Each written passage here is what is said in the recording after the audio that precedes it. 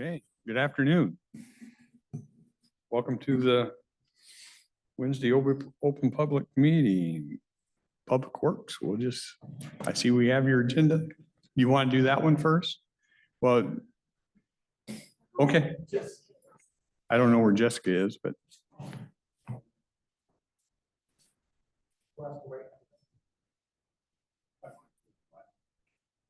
Sure.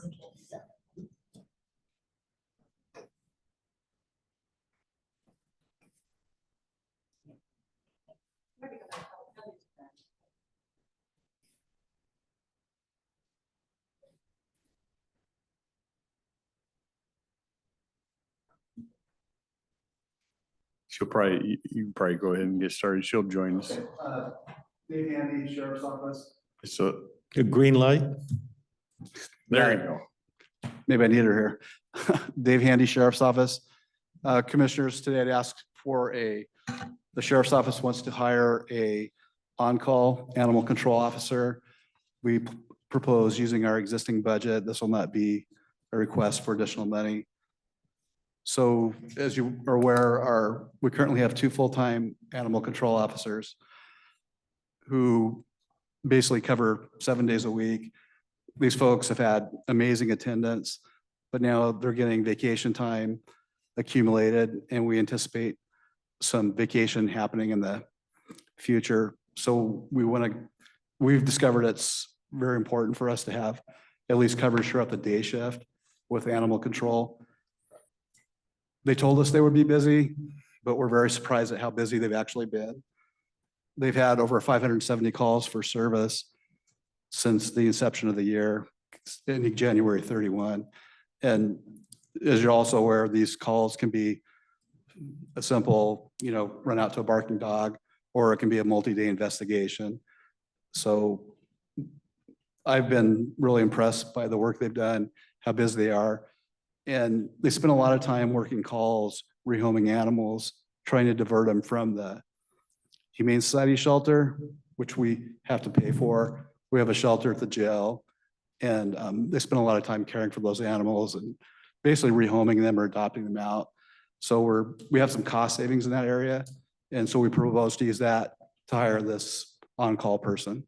So we'd like if you're so inclined to approve us to move forward with that. Or if you have any questions about that. Yeah, it seems like it makes sense to me. I think it's been working well. And It's just the 2 of them right now? Correct. Yeah, how do you manage the on-call one? So basically, when they go home at night, they carry a phone with them and they receive an hour compensation for, basically make sure they're available really at a moment's notice if dispatch should call them to come out. So you have them as an FTE and they're Oh, I'm sorry, you're talking about the on-call person we're having. the on-call person? Okay, I was talking about how they currently manage that. Yeah. So the proposal would be just when our folks have a vacancy or when they're gone, obviously there'd be some training up front depending on, it may even be a challenge to fill this position because you're basically offering somebody 0 hours. But that's something we'd monitor through our budget. There would be some training up front and we would just basically call them in as needed.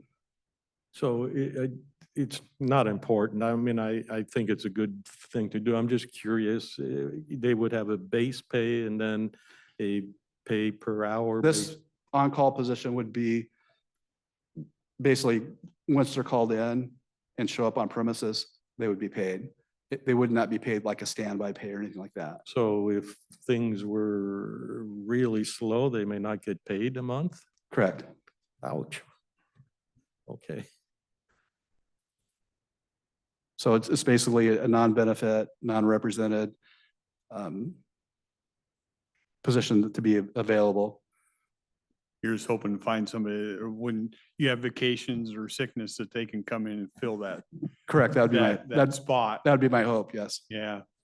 So whether we can even do that, Say it may be difficult to find that. We may have to look at other option because I think that service is proving to be pretty important to the community. and again, I just want to stress, the rest of us are really not shocked, but just surprised at how busy the animal control has been. Has that, is it consistent from when the other outfit ran animal control? Yeah, they were saying that that's where we hired the two folks from the Humane Society and Right, but did they have 500, that much business before? yes. Yeah, okay. And some of the cities have also probably decreased what they're doing from what the Humane Society was doing, but we're still, basically we're not dealing with housing or rehoming cats, but just the dogs and livestock. So is the animal control employees part of the union? No, I hadn't thought they were because we hadn't talked about correct. any. They're unions, so, currently exempt employees. yeah. They are still covered by civil service rules. And last week I went to the Civil Service Commission and they signed off on this. But others in the office who wanted to be on call, they work their regular time.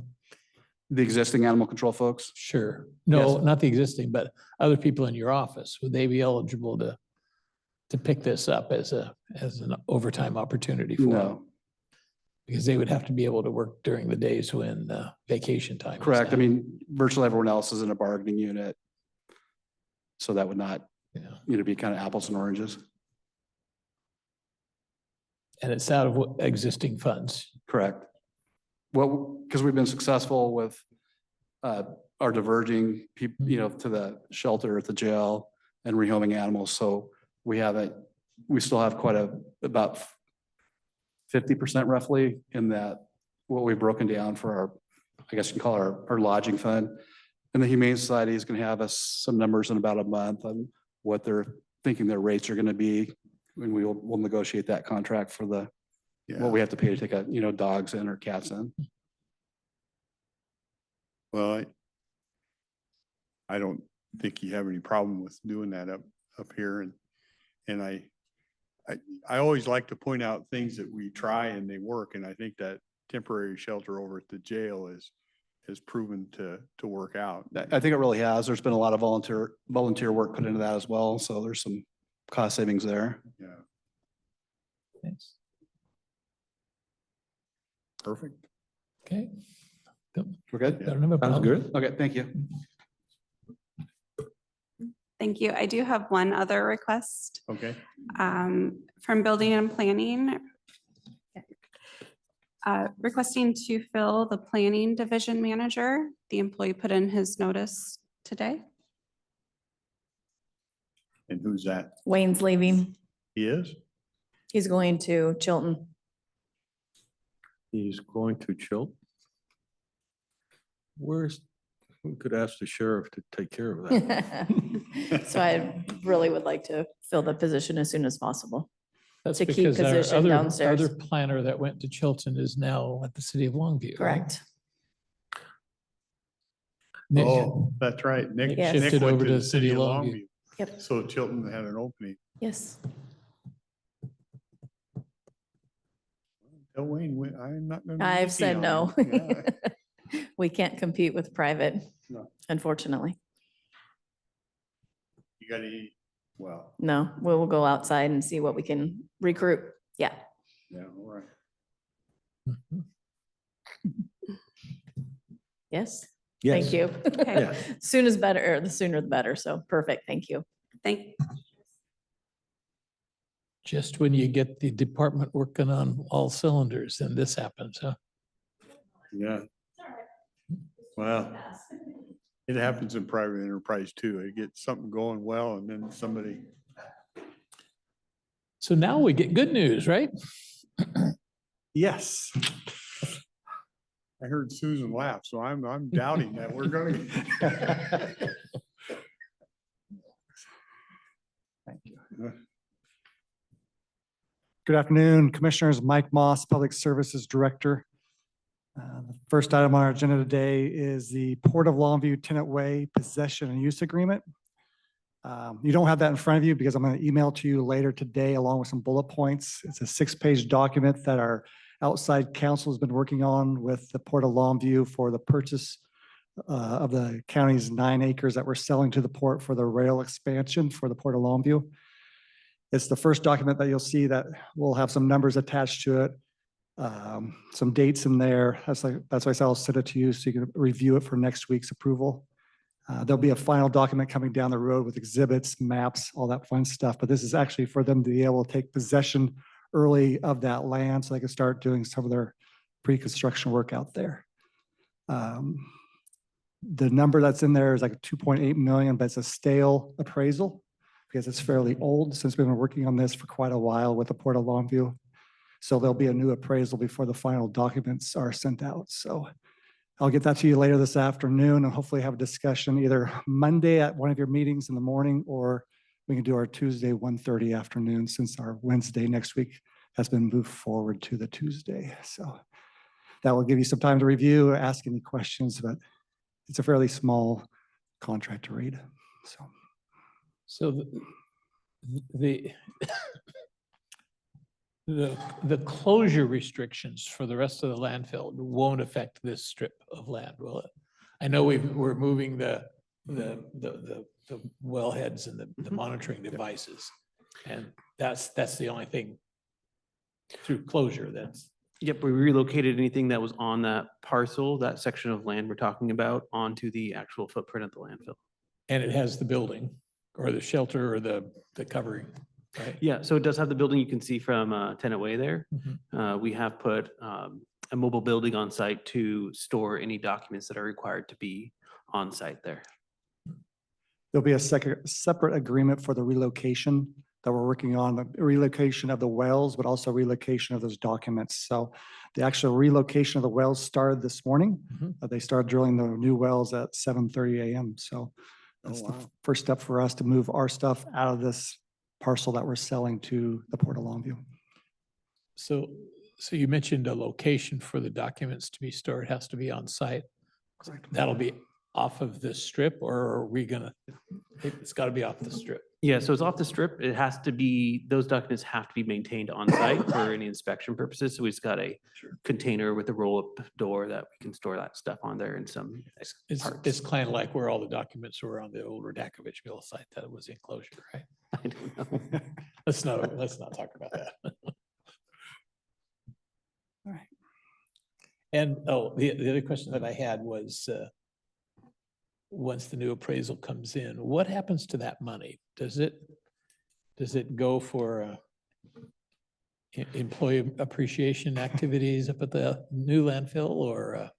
After I'm speaking. not, I don't know what the policy is when we sell property like that. Yeah, so for land that was encumbered under the closed landfill, talking with council on this, it would stay with the post-closure of the landfill until that's completed. And then at that point in time, it could be removed. And that closure has 20 more years? 20 more years on the initial closure. We can review after that with ecology and see what the current status is. So that's if I come back for another 12 years, I might get Yeah. in on that, yeah. Fat chance of that happening. I'm assuming all those funds get put into investment? And the earnings on investment, does that stay in the fund too, or does that go to general fund? It does stay within the fund itself. Okay. All funds connected with the post-closure process stay with the post-closure process. Minus the service charges to the investors, investment companies. And it almost keeps up with inflation. Almost, Almost. almost. So I tried to find it, but I couldn't. So you're presenting something to us on Tuesday, or what? Actually, no, I'm gonna give you the document later today and we'll have discussions in person Monday or Tuesday. Tuesday, we have our 1:30 with you guys. It's usually Wednesday at 1:30. So it's not on the agenda yet. We're hoping to have discussions, have maybe permission for the chairman to sign and then put it on the next week's agenda after that. I'm gone the next Back when two. he's back. Two ones, Okay. but if you guys. Or the like the designee to contract, sign. I don't- think it needs to be signed. They're hoping to get it signed by the end of August, but depends on discussions next week. We just received this document recently. Would you go again then? So you won't be here tomorrow No, onward? right. But if you guys want to take care of it, I think you've been working Yeah, on it I- long enough, you all understand what it's I doing. just want to make sure we don't have any Yeah, I don't have, sensitivity there. I don't have any sensitivity to it. Okay. Great, thank you. Thanks for clarifying.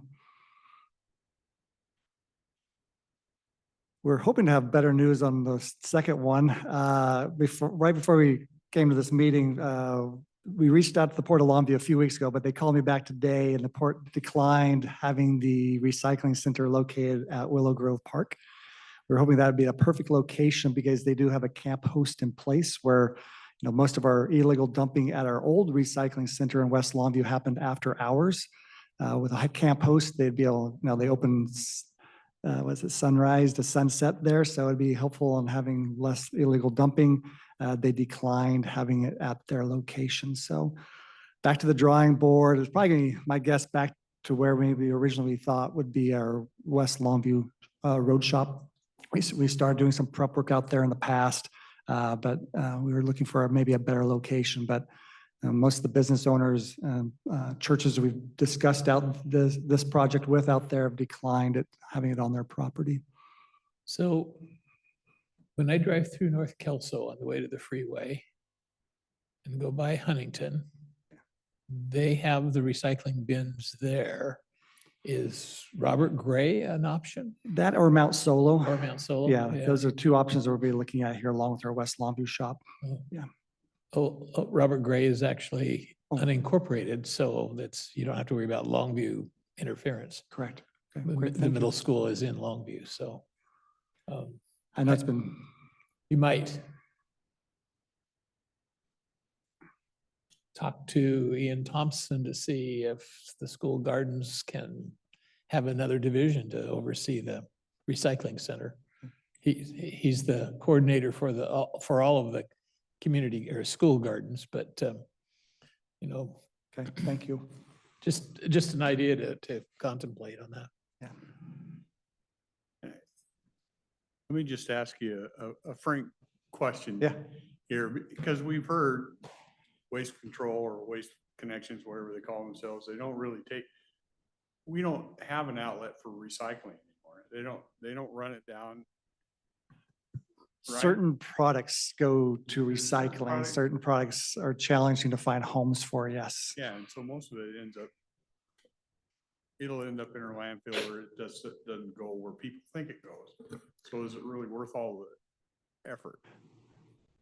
So for paper products, metal cans of those things, metal drink containers, things of that nature, there is a strong recycling market for those. For our glass and plastics, there's less of a market for that material. If that helps at all. So, but pursuing the question, have you looked at the economics of that? It's certainly with glass, my impression is it's not economical. And the plastics, we've already discussed that. Yeah. But even the aluminum cans, I've hear on and off, it's worth it or not worth it, because there's time and effort involved for you to do all this, and then someone's got to clean it and sort it and that kind of thing. Commissioner Morton's asking it better than I did. No, Are you spending more time than it's worth on it? Yeah. or is Waste Control spending more I know time? the Yeah, public they get excited about this stuff, but. I Correct. mean, yeah, we get questions quite often as a staff of where does the plastics go? And we know where a lot of it goes, which is back to landfills at this point.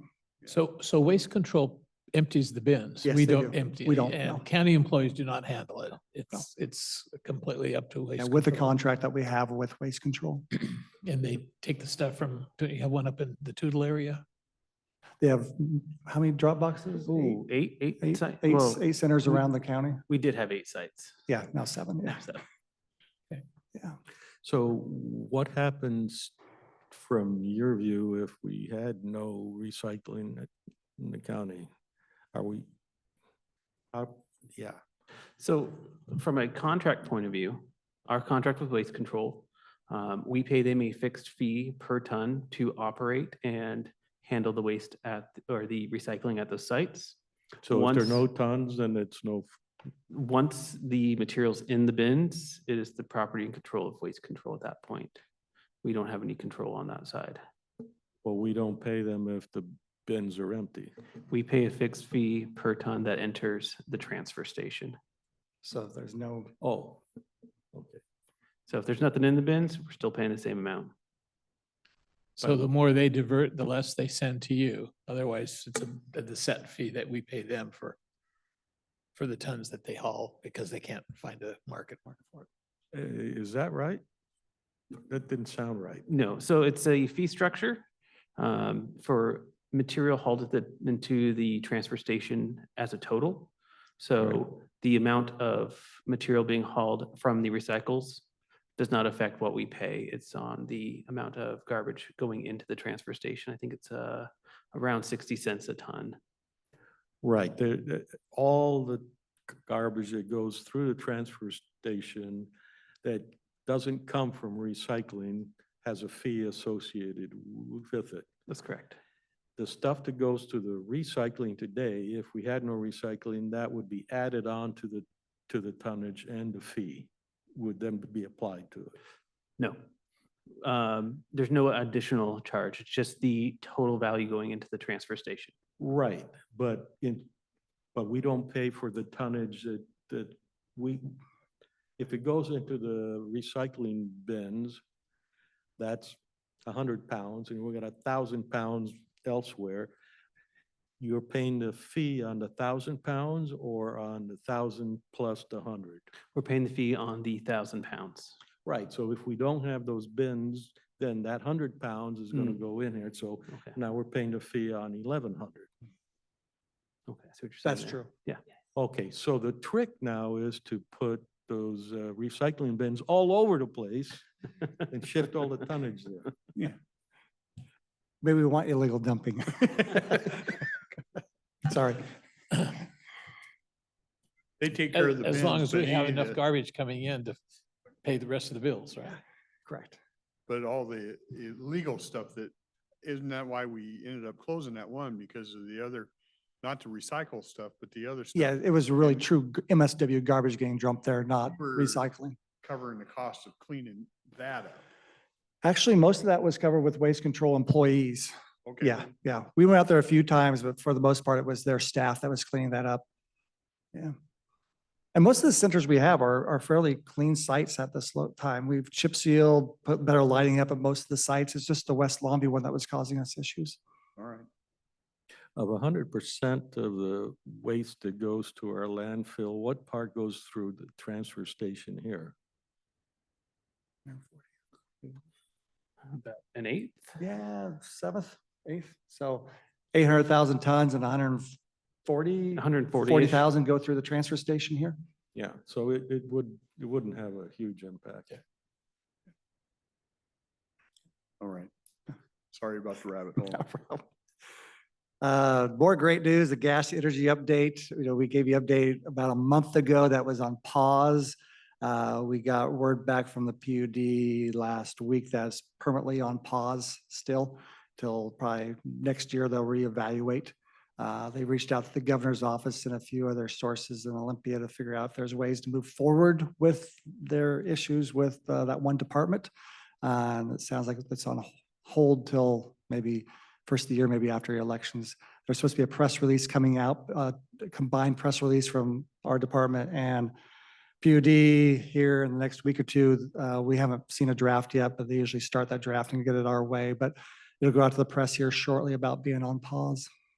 This is one of those frustrating things because they're basically telling us, no, keep burning it off. Don't power 4,000 homes with it. Correct. Very frustrating. 0 cents to Yeah, me. yeah. Especially with two departments or two agencies working together on this, I believe it's a legacy project for the county, you know, $45 million project with two agencies working together hand in hand and have it go to the wayside because of a state agency. Very disappointed. Now, the reason they is Ecology wants better scrubbing. Now, does that, the gas in the original plan gets scrubbed enough, gets fed into the engines? And was there a downside? In other words, what's the gain of the extra scrubbers? Is it from the burn off? Yeah, I can't give you I probably Your give that to the suspicion is- PUD. Your suspicion, it doesn't really, I mean, you No. wouldn't have planned to go ahead if that was a problem. Correct, yes. And now our next, Somebody come up with a great idea. yeah, Yeah. To us, unfortunately, if it doesn't work with this gas to energy, it's going to be, we're going to have to scrub it down the road when we get better volumes and interject it in directly into the natural gas line. I mean, that's going to be, For that, you will need the, yes, the good scrubbers. exactly. Yep. Yeah. Because if, if it doesn't work out from all the work that they've done and money put towards this, and if ecology is standing in the way, I don't think any other third party is going to come in and have any different success than the PUD did, which means we're going to have to wait till we have better volumes to go. Maybe that next step, which we're hoping to do down the road, but it may be phase 1 instead of phase 4. So, yeah, our staff's pretty disappointed. I know PUD is really disappointed. They put a lot of money towards this Well, project. The whole county should be Yeah, I agree. disappointed. I mean, people that live here should be disappointed. How much are we putting out now in CFM? Well, 1,300. Oh, really? We're really gone up Yeah. then. We're starting to do some vertical wells that, and that will should help our volumes. Yeah, we just had a meeting with our gas engineers today to go over the new overall plan and get that hammered out so we can start looking at a vertical infrastructure onset hopefully next year. That's like a 50% increase over the past 5 years at least. Yeah. Something like that. Yeah. Staff's been working hard up there Well, on that. we've intentionally brought in more Correct. putrescence. Yeah, Well, you're exactly yeah, right. But Commissioner. it's not just for, I mean, the gas is a byproduct. We want the airspace. Yeah. Yeah, it helps out in many ways. Yes. I know the PUD has expressed displeasure probably to our reps and our senators and stuff. I'm wondering if the commissioner should draft a letter, our disappointment in that kind of decision also. Yeah. I believe they also reached out directly to the governor's office and had some conversations. Maybe we'll work on that. Yeah. Okay. Maybe Susan has, I would think that a letter is not at all sufficient. There needs to be face-to-face conversation with. Well, I've talked to Senator representative. Wilson face to face. I haven't talked to the other two. Yeah. But yeah.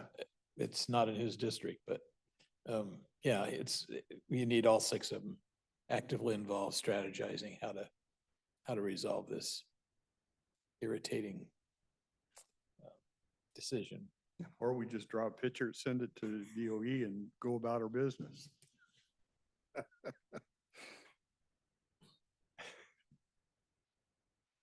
maybe Susan has I agree better with news than I Commissioner have on the Ware. next item. All 6 of our people need to be involved. Yeah.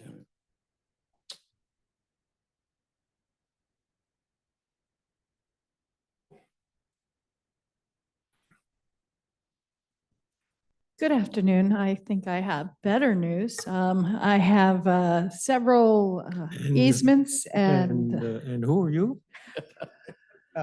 I'm the good fairy today. No, I'm Susan Eugene is county engineer. So I have 3 temporary easements and 2 permanent easements for the Allender Road Bridge project. This is a bridge replacement up in Riderwood at the end of the road. This is a federally funded project. I brought them here today.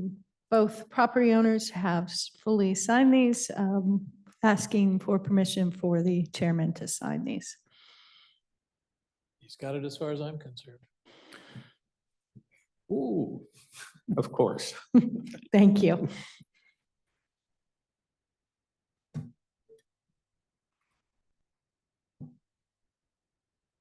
We'll move over to facilities. Savannah's here to give us an update on the investment grade audit. Hello, Commissioners. Savannah Clement, Public Services. So a couple weeks ago, I came to the board a couple different times and we went over the investment grade audit that Millig was presenting. We have started with that process. They were actually on site yesterday and this morning with their electrical team, walking the building and getting some information. What I have though is a document that does require a signature. And this can be a signature from the chair of the board or the chair, or the board could delegate Mike Moss to sign this.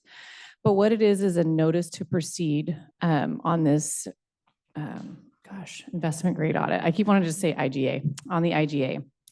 If the board recalls, we won't have to pay for this. It will get rolled into the construction contract if we decide to move forward. So it's not a contract per se, it's truly a notice to proceed. But it has a single signature because it's all routed through the state. So again, it's up to the board. If the chair would like to sign, I can email it for review, or I can put it and then put it on consent. Or you could delegate Mike Moss to sign it. It's completely up Okay to the with that. board. Okay, you will see the final go through consent either way. So, and I can email it later this afternoon. So you're on the hook, Mike. He wanted me to really push the board signature. No. But I think that's on track. I'm excited. Well, if we do that, then he just has to wait till vacation time's over, right? Yes. True. HOJ, been working a little bit more still on the remediation efforts there. Recently, we finished cleaning the penthouse, which they refer to as on the fourth floor, or actually the rooftop. We had a space that was covered that housed the HVAC equipment that's no longer in use for jail. Had a lot of old equipment, just kind of a storage unit for old stuff for the last 30 years. Went in there with a third party, cleaned it. Got all the dirt out, any droppings, and actually it looks really, really good now. At a certain point, we'll probably take all the ductwork out of there since we're not going to use that anymore. It's a vast area of just nothing but you can't really walk through. It's a maze of ductwork. So we're also doing duct cleaning for the HVAC system. We started last night. It goes from 5 in the evening till 2 in the morning, for like the next 9 evenings. So we have staff working a little overtime, working with that crew to clean out the duct work. And we're also replacing carpet in jury room number 3 this Saturday. So a few of the items inside there. I thought Savannah's got a couple more items on that. Yeah, so one thing we're pursuing too, if the board recalls, it was that north stairwell that was really causing us those problems. So we are awaiting a scope of work to move forward to get a contractor in there to essentially fix that dampness problem that we're having. The remediation efforts also include adding upgraded lighting. That has nothing to do necessarily with air quality, but since we're in there, it will have an energy savings.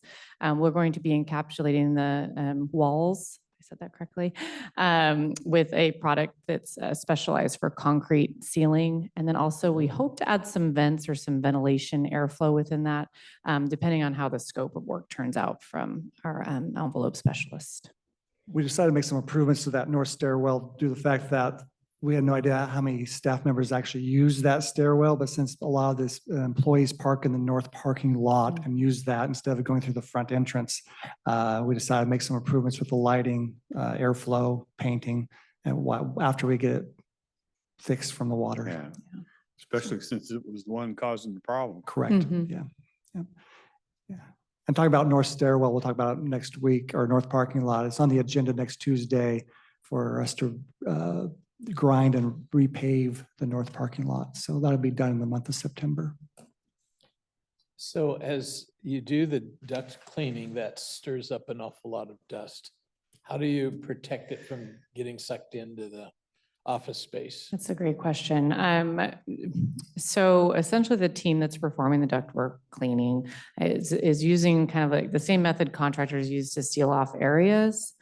But that's not to say that it's foolproof in that it's 100% effective in keeping that dust down. We don't have a necessarily record of the last time that the ducts were cleaned.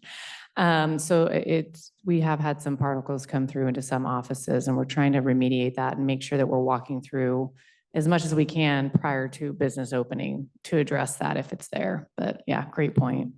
Yeah, they have a 6-member team. There's 2 members that go and use plastic to kind of block things off. 2-member team cleaning the duct in that area, and a team behind it that's taking down the plastic and trying to clean up anything that's left behind. But they're doing a lot of area as a large building, so they're moving along fairly quickly in an 8 or 9 day period. So I know from hearing a few responses this morning that a few dust particles are being left behind, which is going to happen when you clean ducts that may have not been cleaned in 50 years, 40 years. I don't know when the last time, if ever. And there's really no good time to do it other than, evenings. I mean, it's just unfortunate. Yeah. Well, at least there's not a jail at trying to be operated at the same True. time. Yeah. Yeah. Okay, the next item I have is a Department of Commerce Clean Buildings Performance. I'll call it initiative, but it's a mandate. Essentially, county buildings are required to meet certain energy compliance standards, which is date driven and square footage driven by timeframe, which is 2027, 2028, and so forth. The first step in meeting this energy mandate is providing building inventory to the state to determine which tier we fall under.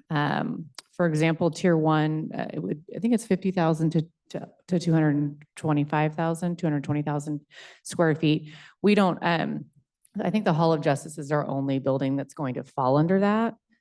Thankfully, we're doing this investment grade audit that is going to comply with the next step, which is an energy audit inventory. And then we move forward with operation manuals, which we'll have. So we're actually, which never happens, right? We're actually on track to meet that because of the current situation with Millig and our energy upgrades at the Hall of Justice. So that is our major tier one building. We do not believe we have any other tier one buildings except the Hall. But moving forward, we will have to do the same thing with our other buildings like admin, annex, jail, et cetera. One thing I'm working on trying to take advantage of is they're providing grant funding up to 50 cents per square foot to provide funding for these energy audits. So we met yesterday, Sean, myself, and Lauren with Millig, with the Department of Commerce representative about securing this funding. So we're working on that now, and there is a chance that we could have quite a large portion of our 248,000 IGA paid for by this grant if we're awarded, or at least a portion of it. Then I'm also working with Millig and Sean, of course, looking at other grant funding they have available for HVAC capital improvements, which this is exactly that. So I'm hopeful that there's some additional funding out there that we can utilize.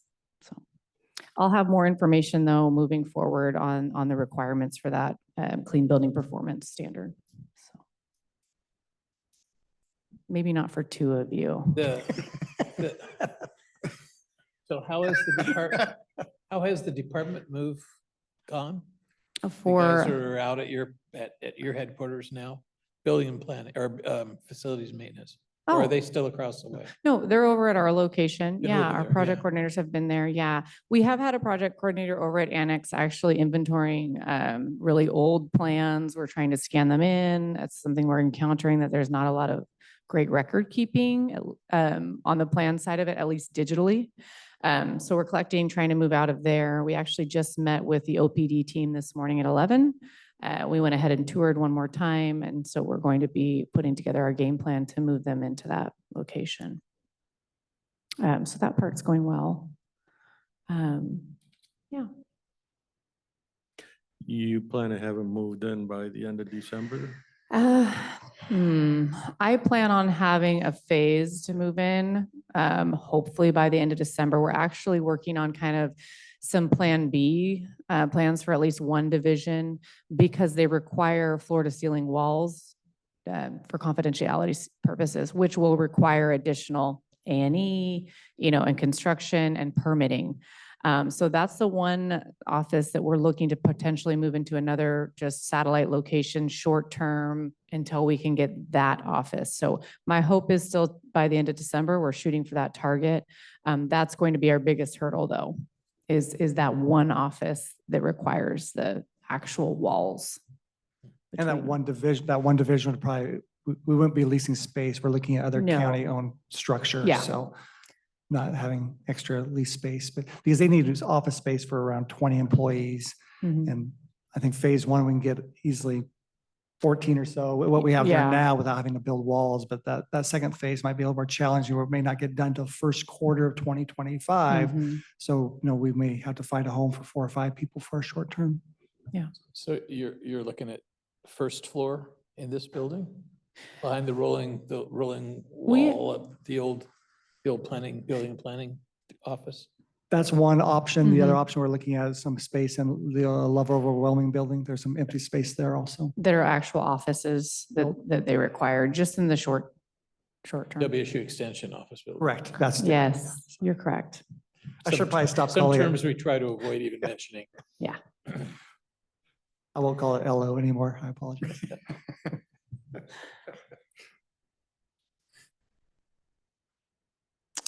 That's all we have. Completely off the wall question. Several years ago, we saw an impressive demonstration of a portable power plant that we bought for like 120K. Correct. Have we used it? Where is it? We've used it for like regular generator purposes in the Kalama shop. That's their backup generator there. That's where But it's has at. not really gone to a site like we might purpose it for, like when DEM may need it for off campus or something where it needs to be quietly ran in the evening time for like a camp. But we've only used it for our regular generator purposes when we lose power in the Kalama area. Yep. And We also hardwired it in, so it's automatic, comes on at the Kalama shop. it's hardwired into the Or shop? be able to plug it in, yeah. Yeah, it's Yeah, plugged. Plugged in, yeah. Yeah. Not hardwire, sorry. Part of the rationale for that was we never know where some emergency might actually hit. Correct, yeah. Okay, and has it turned out to be as useful as we thought or interesting? Interesting is probably the right term. Probably overkill for what we need at that particular shop because you could probably just use a regular generator.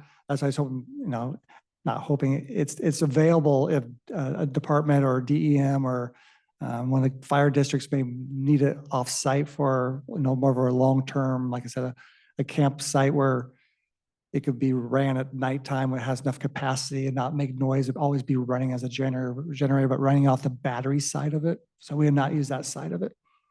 So it's available and DEM knows it's available. Okay, thank you.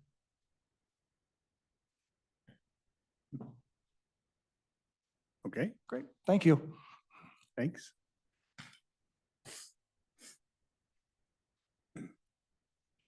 Any miscellaneous, gentlemen?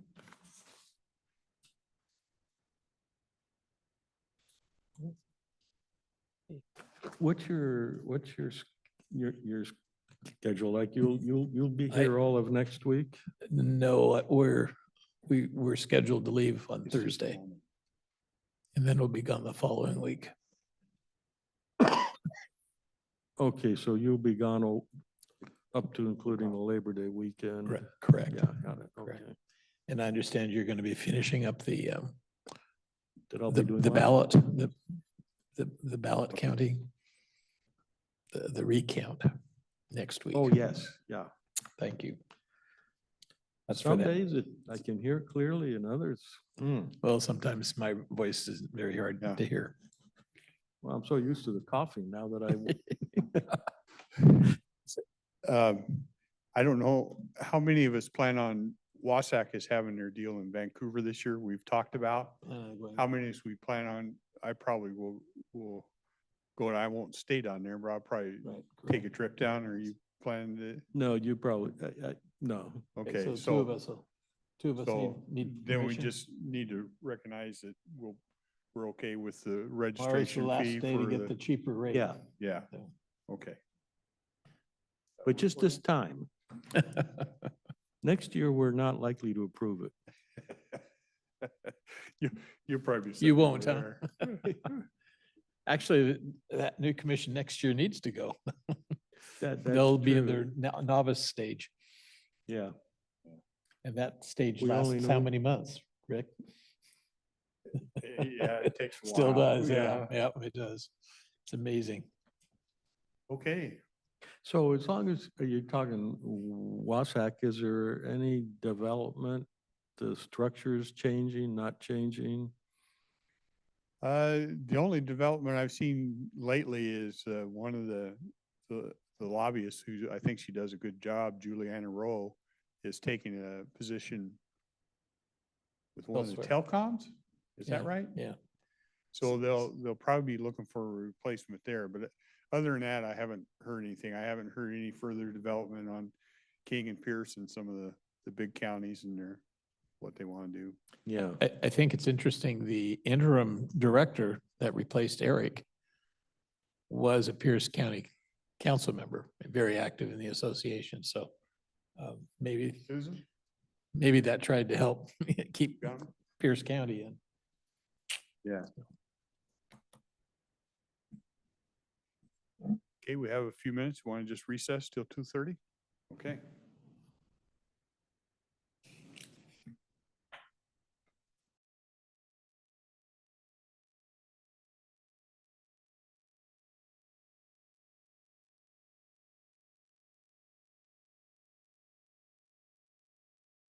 Okay, we're back from recess. And on the agenda this afternoon, we have a couple things. The first one, mediation center, community mediation center. So I don't know if you want to use the side one where you have two microphones. You want to do that?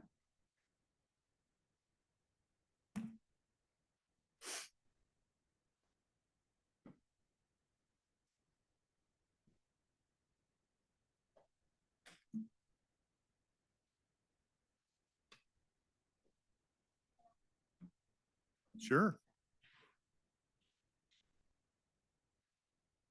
Thank you.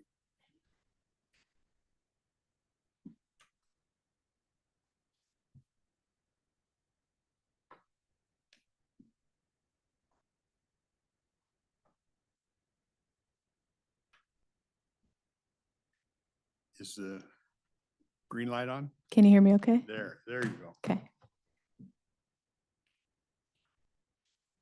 So I can give you a minute to glance over what I just handed out, but we're here to give just kind of a recap of how things have been going with our program the last 6 months. So you have an emailed copy in your inboxes, and I can just take a few minutes and kind of go over what we've been up to, if that's okay. Sure.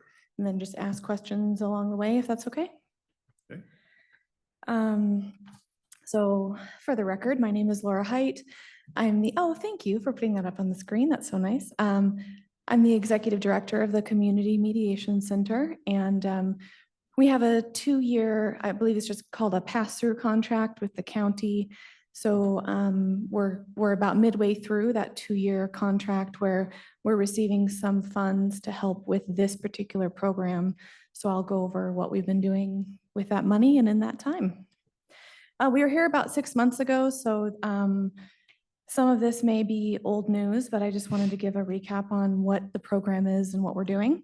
So the Housing Stability Program works with landlords and property management companies and their tenants to resolve issues of unpaid rent with the goal of improving communication between the parties and reducing the instances of unlawful detainers being filed with the court. So that's the gist of the program. Who does it help?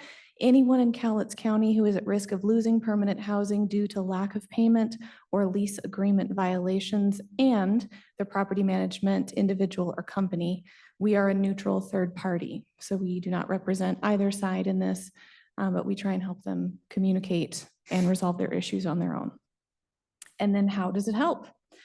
The Mediation Center provides conflict coaching, referrals to additional local resources, and screening for Lower Columbia CAP rental assistance funds.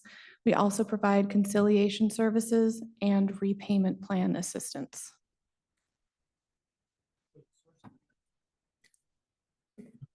The source of our money to you, does that come from the document recording fees, or is it another housing program? So that's a good question. We do have 2 contracts through the county, and to be specific, this program and the funds associated with it are through the Consolidated Homelessness Grant. I believe it overall was maybe a couple $1 million. I think CAP got a large portion of that to help with housing funds. And we get it's a $63,000 per year contract to help with these services. So it is separate from the document recording fee contract that we have with you. Thank you. Next slide, unless there's any other questions. Just to give you a recap of, here's how many people we're talking about. So in the last 6 months since we saw you last, these are the number of individual households that we have helped. As you can see, the majority of those are January and February. That's almost 50% of what we've done in the last 6 months. It's a very challenging financial time for a lot of people after the holidays. And then March, April, May, and June had, between 35 and 40 cases each month. And then how those are broken down. So when those people come into our office or we get contacted by phone or email, how do we help them? What kind of services are we talking about? As you can see, the vast majority of the cases that we work with are that blue bar on the next page.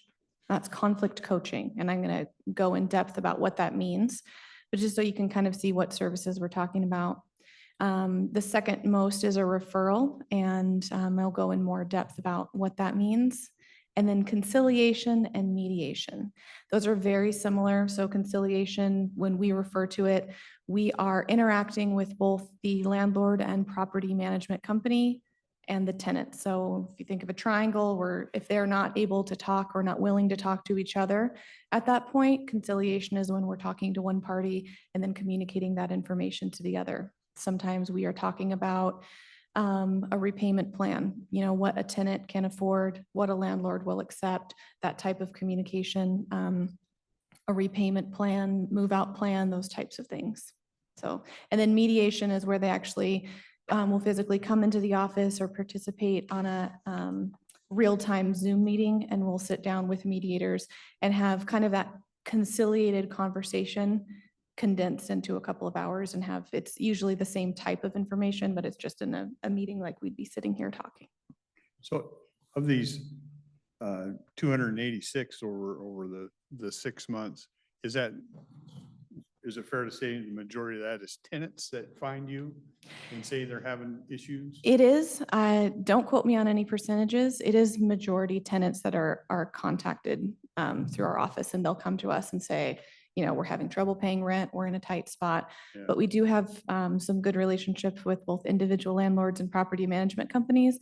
And a lot of times they'll reach out now that we're kind of known in the community on their tenant's behalf and say, I have a tenant that's struggling, can you reach out and contact them? And we do that as well.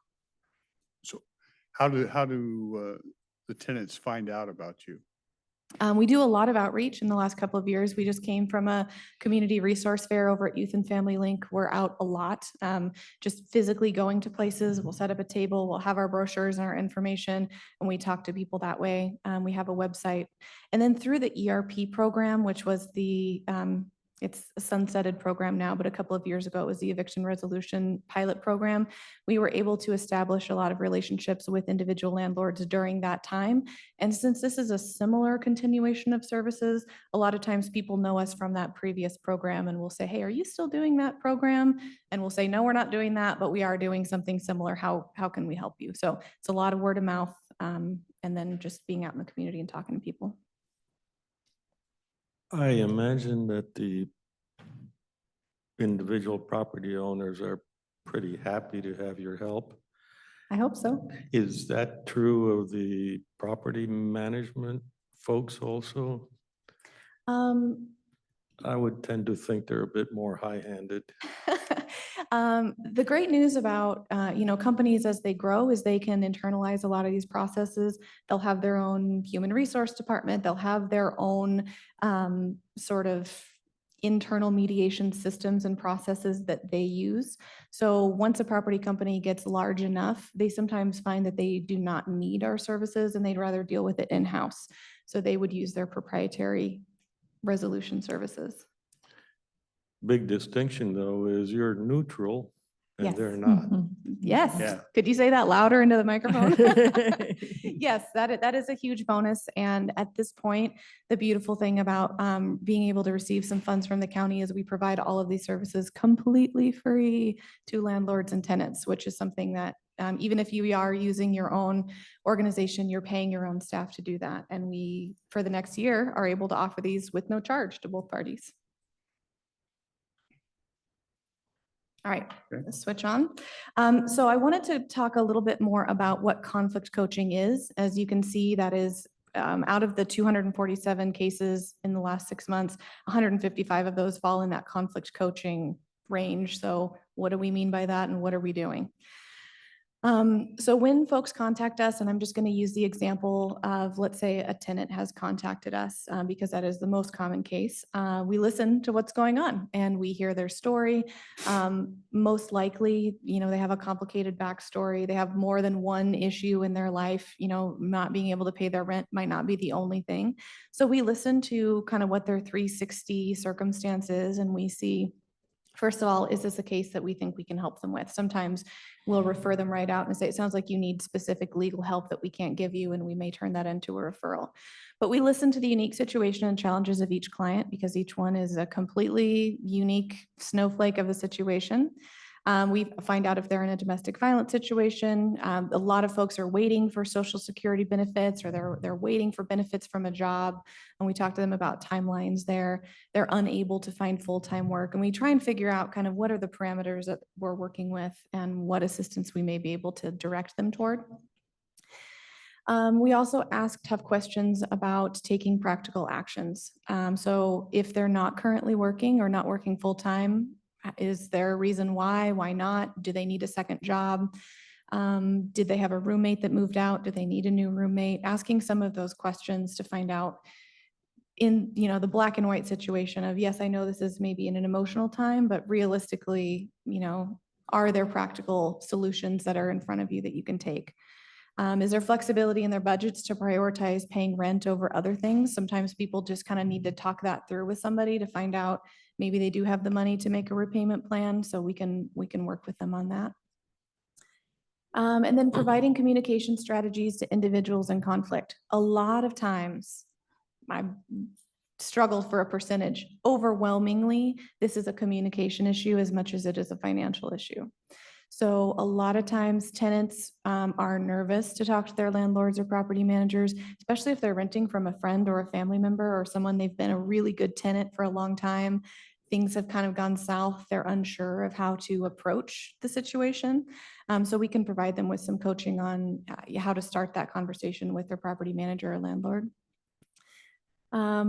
If they feel comfortable reaching out, we can help them with that. If they do not feel comfortable talking to their landlords or property managers, do they have a support person or someone who could come alongside and help them have those conversations? Because ultimately, we want the two parties that are at odds to be able to speak to each other. That's the end goal. And then encouraging alternate plans if their current ideas are not working. A lot of times people have said, here are all the things I've tried and they're just not working. Have they considered getting a second job, looking for a roommate, or like I said, just moving to a place that's more affordable? Sometimes people find themselves stuck in a living situation that's just untenable and they can't afford the rent for a variety of reasons. And moving, it's always expensive, it's always daunting, but helping them break that down into smaller steps. If you were to move, where would you want to move? Where do you work? How can you get closer to work? Things like that. So it's a lot of conversation, a lot of talking like I just did, and it's a lot of listening to find out what they have already tried, what hasn't worked, and how we can help them continue on under their own power before going to financial aid or something along those lines. Questions? Yeah, it's an ancillary question. It has not so much to do with what you do, but with what you learn from your clients. Like, Okay. I am puzzled oftentimes when I see that people don't get a roommate when that used to be what everybody did, Do you have any insight as to the hesitancy for people to get a roommate and be more economical? Oh, man. Like I said, each situation is so different. Everybody has a good reason why a roommate isn't going to work for them, whether it's their personal space, whether it's their allergies, whether it's their dog that doesn't like other people. If people don't want to get a roommate, they will come up with a reason why it's not going to work for them. So there's a lot of reasons why people don't choose that option. Yeah, it sounds true. Do they then expect somehow that someone else will make them whole in a manner to which they think they should be accustomed to, or however that goes? Meaning, are they expecting assistance financially so they can continue to live in their preferred environment? Yes. Okay. Sometimes. And that is some of the conflict coaching and the reality checking that we can do with people, and a beautiful Mhm. part of why we're neutral. We don't know the people that come and talk to us, and we're able to ask some pointed and very specific questions. Sometimes repeating back to folks what we've heard them just say can be very clarifying. Sometimes this is the first conversation that people have had with another person who's not their best friend or their spouse or their family. And talking it over with someone who is neutral can sometimes help people get a lot of clarity as to, as I'm talking through this, it doesn't really sound like a viable situation. So that's the best case scenario, is giving people a place to put everything that they've tried out on the table and realize that maybe they do need to take another option. Sometimes people aren't ready. They're not ready to change their preferences. And a similar question, when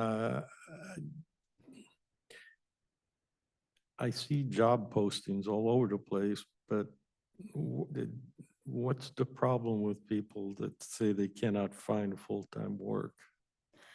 I hate to keep saying this, there's no, bulk answer for that. Sometimes what I would say is full-time work in a job posting does not always equal full-time paycheck. And I'm not trying to single out any employers. Sometimes jobs are posted as full-time. Once you get trained and hired, those hours can drastically reduce to part-time. And that is a theme that we have heard is, I don't know if that's just how companies are doing it or if that's a reflection on the performance of the employee. I couldn't tell you. Sometimes people are brought in with the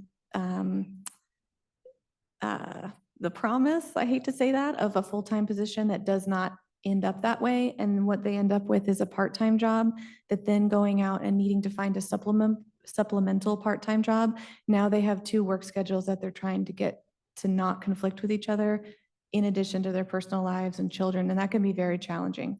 So sometimes it's just they have too many irons in the fire, too many work schedules, and they can't balance them all. Okay, thank you. Mhm. Marcia, anytime you want to add anything, jump right in. You're doing such a fine job. Okay, I'm gonna go ahead and switch to the next one. What is a referral? So the last 6 months, we've done 79 specific referrals. This is a wide variety. So employment, like you just talked about. We refer people specifically to WorkSource, Goodwill, Employers Overload, et cetera. There have been recently several job fairs locally. We've had flyers up in our offices. We refer people there to look for work. Legal resources, we are not a legal organization. We do not provide legal assistance. So resources locally, such as the Calais Wahkiakum Legal Aid, Northwest Justice Project, and then local landlord and tenant attorneys. There's a statewide landlord legal representation. We do refer people there as well.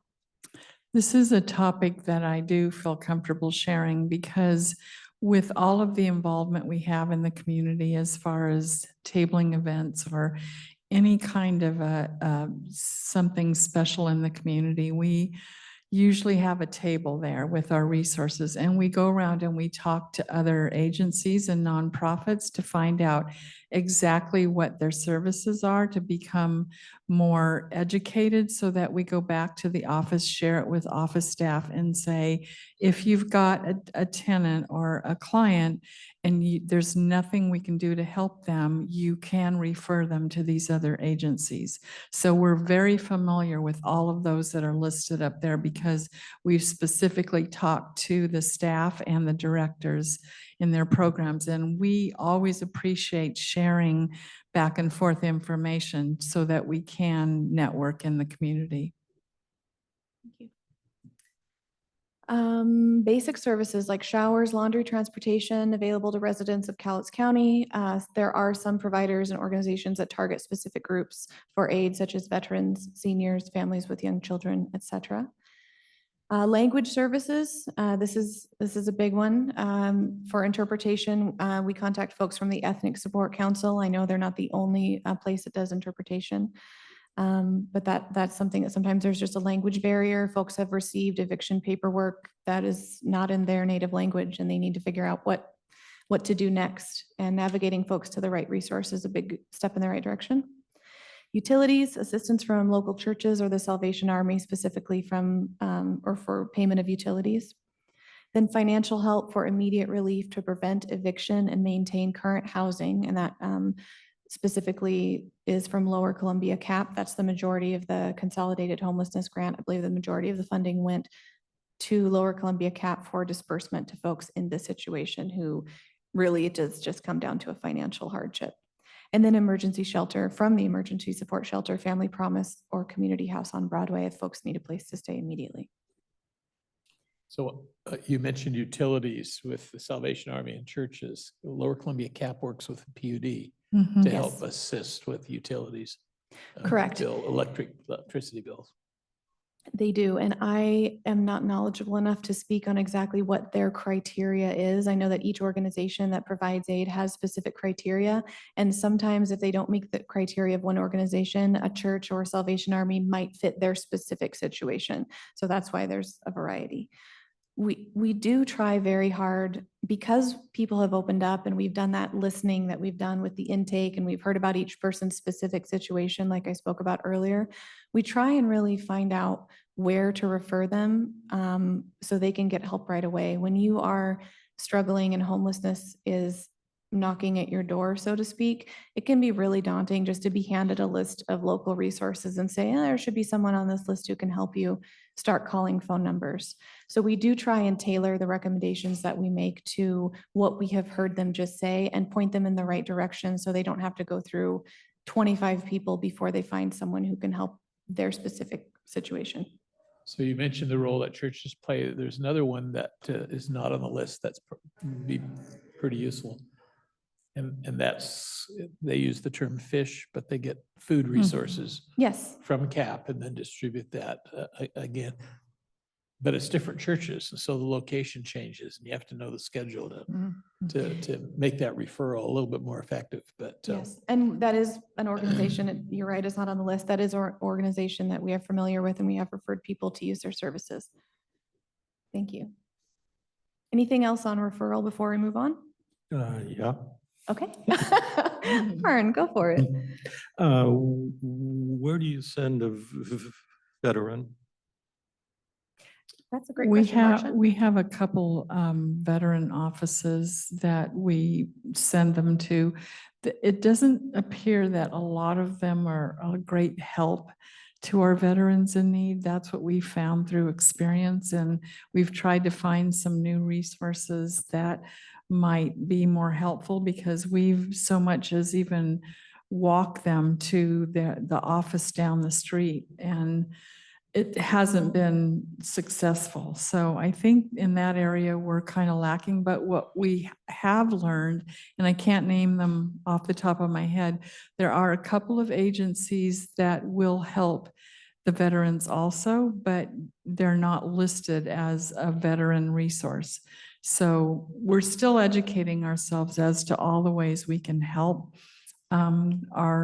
our veterans, and we're just learning more and more because the natural ones that are listed on our resource guide are not the ones that we usually mention to them. They've tried them and come up wanting, so. Yeah, I've heard that before. Maybe offline sometime we can chat a little on that. There's something there I don't understand. Now, if I were a new person in town and I wanted to take a shower, I typically in the old days, I go to the YMCA and I could do that. Is that not available? There's another resource that we share with them where they can get showers in. I don't remember the name, but what just came to me is the Catholic Community Services are ones that said they help veterans. And that was one we never knew about or thought about, but now we've become more familiar with them. On our resource guide, which is 4 pages long, we usually go down the line asking them, what services could you use? Could you use like help with paying for your laundry, to take your laundry to the laundromat? And we'll highlight that, and we'll highlight something for where they can go get a shower. I think Salvation Army is one place where they can now go get a shower. Do you meet with HHS at all for trying to find out about all the possibilities? Well, we're communicating more with them because every month they have a Zoom meeting with any agencies that want to come on, and we talk together like a roundtable, and it's really great to share information and network that way. So we are in communication with them a great deal. Yeah, I'm hoping you stay in your lane, and I don't mean this in a nasty way. We've got so many agencies out there that, and it sounds like really you just need to know if you've come to a conclusion that your client needs a shower. I guess you know where to send them, but Yeah. other than that, the reconciliation is a good thing. We In other words, remind I don't think you're responsible for doing the No. referrals. We have to remind each other, we're not counselors, because many times we get on the phone and we feel like we lean towards that, and we have to kind of cut the conversation short, or otherwise we're on the phone all day. I mean, sometimes people who have a lot of problems just want somebody to talk to. Yeah. They just need a good listening ear. Yes. But I think, Aaron, you bring up a good point to stay in our lane, and I don't take that offensively. You know, we specialize in mediation services, and with mediation, people need that because they have a problem in their lives. And if you've been around long enough, you know that usually problems don't just show up by themselves. But if, you know, things are going badly for you in one area, if you've lost your job, there's a ripple effect.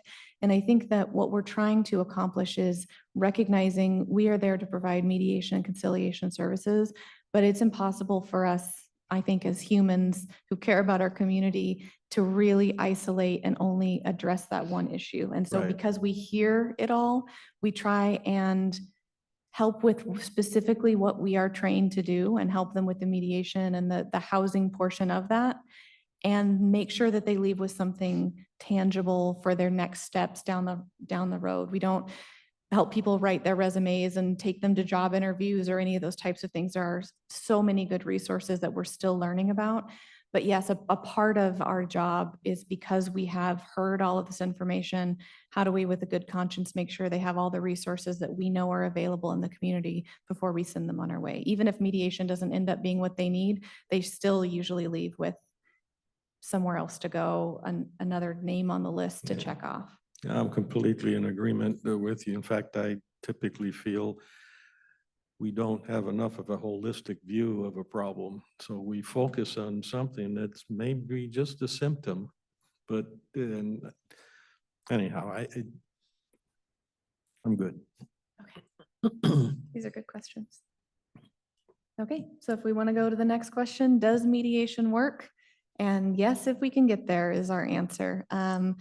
The majority of cases that you can see by the numbers, you know, going down from who comes in to who gets a conflict coaching and referral, very few of our cases make it all the way to what we consider mediation or a formal conciliation process.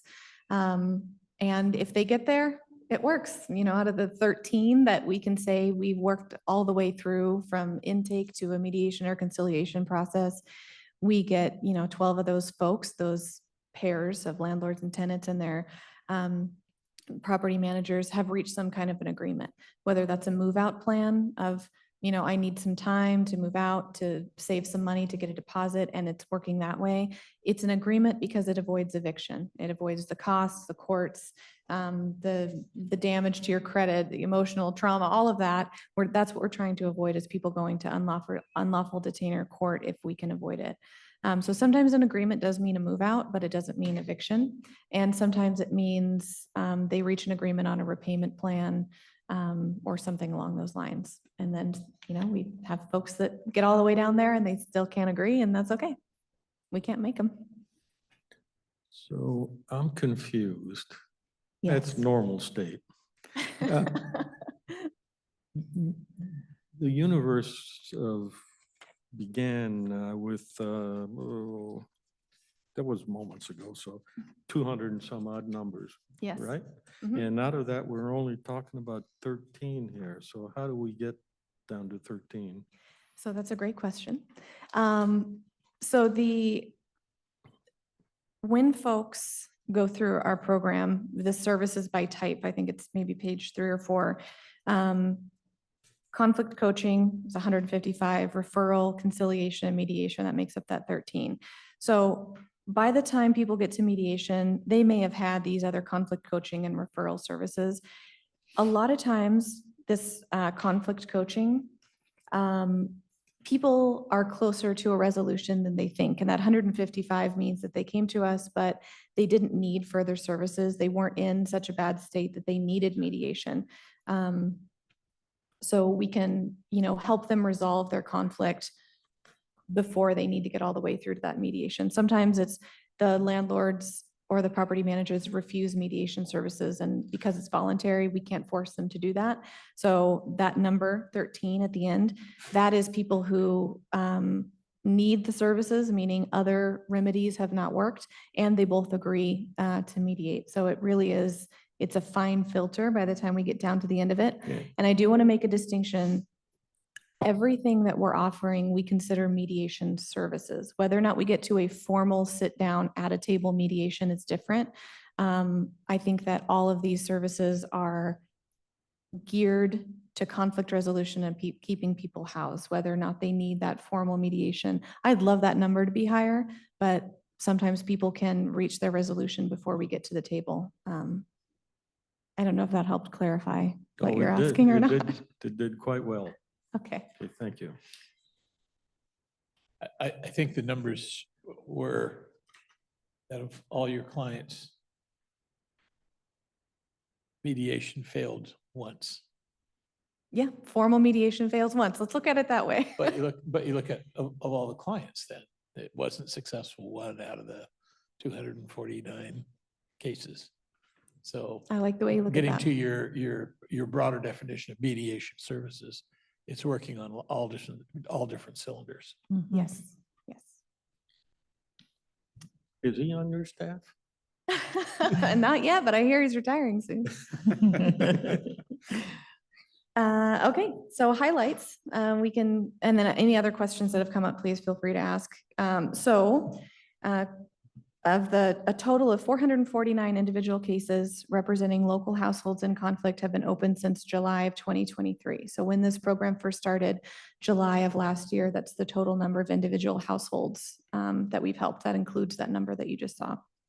Of those 449 cases, only 21 have resulted in a confirmed termination of tenancy through eviction or voluntary tenant move out when outcomes are known. So when people go through our process and we know what happened at the end, obviously we aren't going to big brother these people and follow them around, but when we know what happened at the end, only 21 have resulted in a confirmed termination of tenancy, which I think is a positive number. That means we're solving a lot of problems. And then of those 21 cases, only 15 of them were agreed upon move-out plans outside of the unlawful detainer process. So like I said, sometimes moving out is the option, but we're trying to avoid people being in the unlawful detainer court. That is our benchmark there. So what, if any, questions do you have? The last page is contact information. And I would like to say, not with us today because she's at the resource fair talking about this program, is Lisa Gaynor. She is the Housing Stability Program lead. She's been with us for more than 3 years through ERP and has been with this project since day one. So any of those other specific questions you have, or ARN, veteran services, things like that, she's the one that really has that working wealth of knowledge. She'd be able to answer those questions far better than the two of us.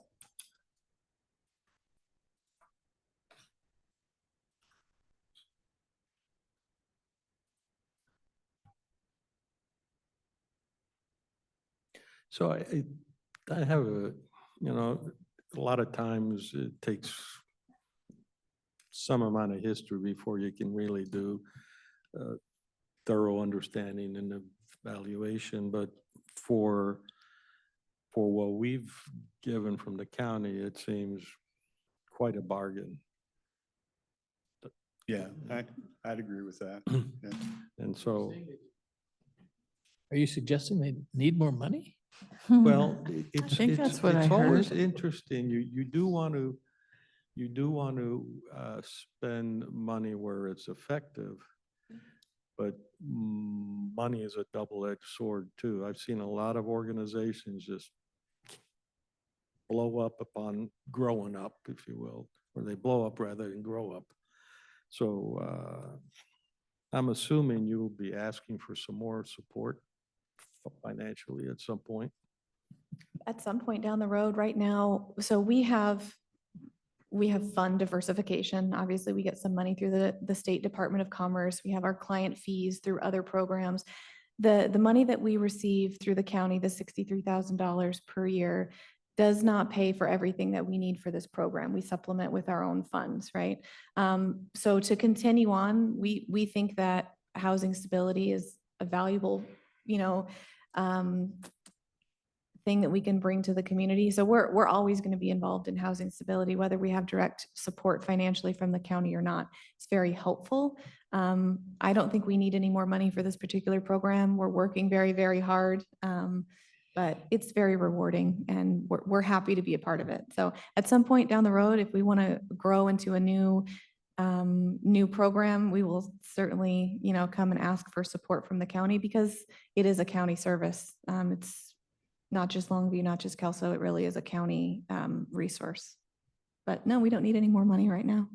And I don't think I've ever heard that before, but the association affiliation or contact with the courts, can you talk just a little bit about that? Yeah, so are you speaking about the other contract that we have coming from the document recording fees? Yeah. Yeah. So that is a separate program from the same center. We just call it the Family Mediation Program. By and large, that is supporting mediation services for people who are either getting a divorce or working on a parenting plan. That can be the creation of a parenting plan of, two folks who are splitting for the first time and they have shared children. Or that can be people who are needing to modify their parenting plan. They have one that's been working, kids are older, they need to change, and they're not in agreement.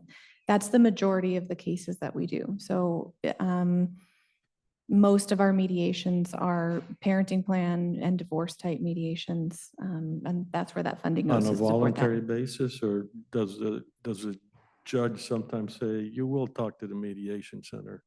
Yes and yes. So mediation is,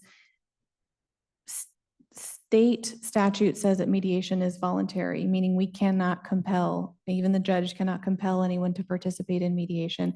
They can order you to attend, and that's where Cowlitz County is mandatory mediation. And that means that you have to go and attend and show up. If you choose not to participate, you can exercise that right not to speak. Majority of the times people get referred to us by the court when they're going through a process like this. They show up in mediation, we sit down, we talk for 2 hours. Sometimes we'll come back for another session, do 4 hours. So yes, it's mandatory on paper, but it's voluntary in that people have to want to talk and participate. Okay. Any other questions? You want more? No, good. You got other people that want to talk too. We're all set. We're very pleased to be a part of, the working with the county and partnering with you. The financial support is always very helpful. And I think we've seen a lot of positive results. We're always looking to get better and improve. But just looking back, I think we've been very helpful in the community and we have learned a lot about how we can continue to be helpful in the future. And so I'm looking forward to many more meetings like this. Well, thank you for the work that you do for us. Yeah, we appreciate the updates too.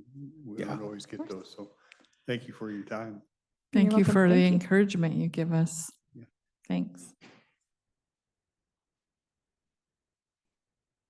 Okay, the next one on the list, and I don't know who's leading that. I can preface it, but I don't know, George, who do you want to have at the table? I don't know who you want to have at the table, or the Ed. Okay, so while we start moving up here, let me preface this a little bit to kind of explain how we got where we are, because we have a juvenile facility that when it was built was set up to handle, I think, over 100 kids. I don't know the exact number. But in the past few years with law changes and whatnot, we don't handle that many kids. So we have portions of the building that are unused. You can go up there too. if you We want. have to, anything we do with that building has to involve juveniles. So that my colleagues gave me the permission to put together a small group and start to identify what could we do over there. And so we're at the very starting point of what really will be a long process. And the starting point was, let's take a look at the building and does it have the ability to convert a portion of it into helping youth, in this case, it'd be rehab or mental health or whatever. And so we contracted with the group and they toured the building and did some, I think what you're gonna see is, to me, some magic that I was surprised. I honestly had my doubts that you could turn this, because you have a building built for juveniles and incarceration. They would make this actually look like you could use it for something else. And so I'll let you form your own opinions, but in myself, it was pretty good. The small group was myself and our clerk, Judge Hahn was part of that. George Moya is part of that, Gina James. And then later, towards the end of it, I brought in Tricia Rodman from a citizen standpoint. And I think if we make the decision that we continue to move forward, then that position will have a lot more value as we move, if we make that decision. So right today, they're going to show us what they were able to do with the building, what it would kind of estimate a cost at some point for us to do. And then I guess at this point, then we'd make a decision. Do we want to take further steps or is it beyond what we can do? That's kind of the bottom line. Did I state anything that I hadn't stated before? I think, okay, good. You guys might introduce I know George is, I know, but you might introduce your others.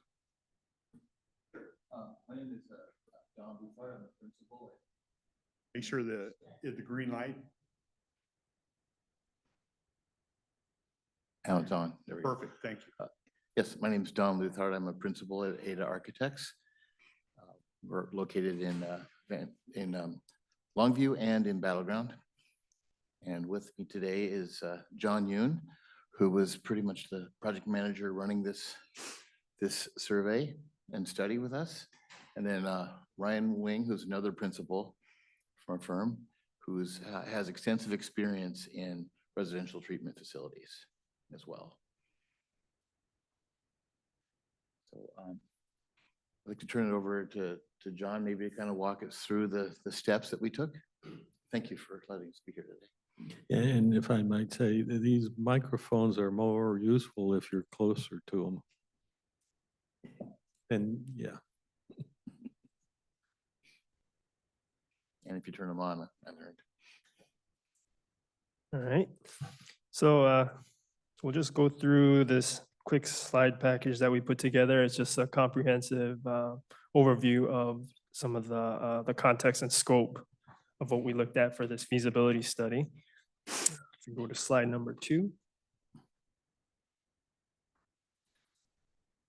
So this one kind of shows you the context of where the study took place. We're looking at here the Cowlitz County Juvenile Court. And from there is an entrance, access to the parking lot off of First Avenue. And our proposal, we looked at 2 options. They both involve an access point starting from the parking lot, a separate sidewalk, and entrance into kind of the southeast corner of the gym of the residential component of the currently corrections housing.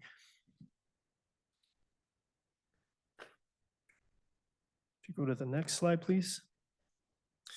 So this here is a plan of the existing facilities.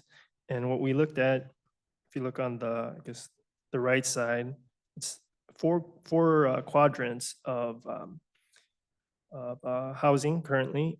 And we're looking at option A of combining the bottom two, as highlighted in the blue dashed highlight. And option B looks at combining the eastern two pods and the gym that's on the south side, as shown in the yellow dash highlight. Question? How did you decide on 2 rather than 3 or even 1? So that was one of the assumptions that we took, and that was in a stakeholder meeting was shared that, hey, we currently operate two pods. And occasionally, if there's a need for separation with whether because of gender or different groups, they have a need for an additional spot. But for now, for the purposes of this study, because 2 of the pods are largely unoccupied, let's look at converting 2 of the pods, combining 2 of the pods into a residential treatment center. Okay, yeah, purpose of my question is to figure out if you were driven by some mechanical requirement of separation or something like that, or was it just said, well, let's try that and see how that fits? I don't think it was necessarily that. It was just underutilized space of the current facilities. It was not being used. So can we look at using that space for a residential treatment center? We knew they had to, juvenile had to have 2 pods because they had to have them separated by gender. So we knew Okay, they yeah. had to have 2. And the configuration of Piece. option A or Yeah. option B really revolved around the gym. Yeah, so the kind of thing I was looking for, the underlying assumptions and is you're going to keep the integrity of a pod Right. somehow. And so that immediately will push you into 2. Okay. Oh, and each of the pods currently are, they're isolated from the other pods. And that's kind of also a driving factor in utilizing an entire pod instead of, let's say, 1.5 or so. There's Ju- 2 pods Judge that Han- share. Judge Hunt was concerned, I think made it pretty clear that these would have to be isolated, not have interaction with the juvenile part of it. Yeah, I'm sure later on it'd be a consideration. Each pod is 16 units, as I remember. And I don't know that we've ever had, in recent times, I don't think we've ever had anywhere near 16. So because of the boy-girl kind of thing, you end up having to tear into the pod, but that then is a different price tag. And so I am, okay. Right, and I think there was also the desire to separate if there's any different gangs and separate people that way as well. Right.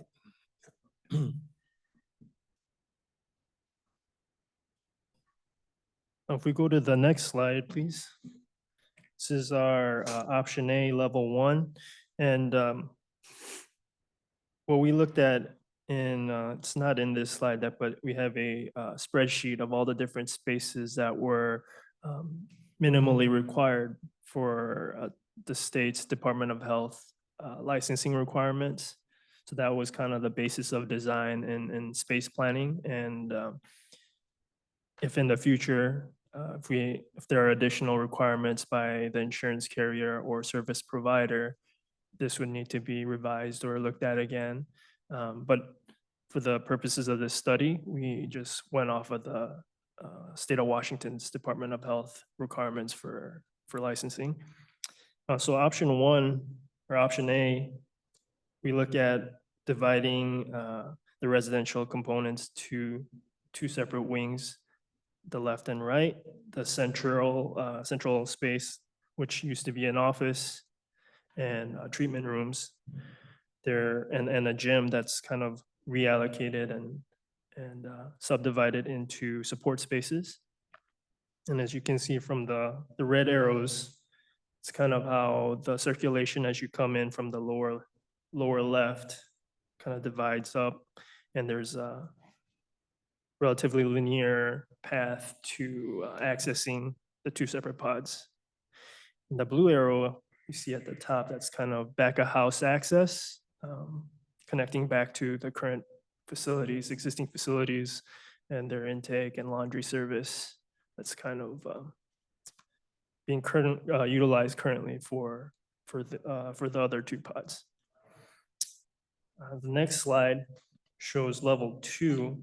So you off the entry lobby and reception area, there'd be an introduction of a new staircase. And the level 2, you see in all the purple boxes, these are areas that would be allocated for admin spaces, such as the medical provider or a therapist's office, clinical director, and such. The pros of this option is that it separates your admin space and your residential space into levels, so there's very low risk of intermingling there, and then also additional separation between the two residential wings.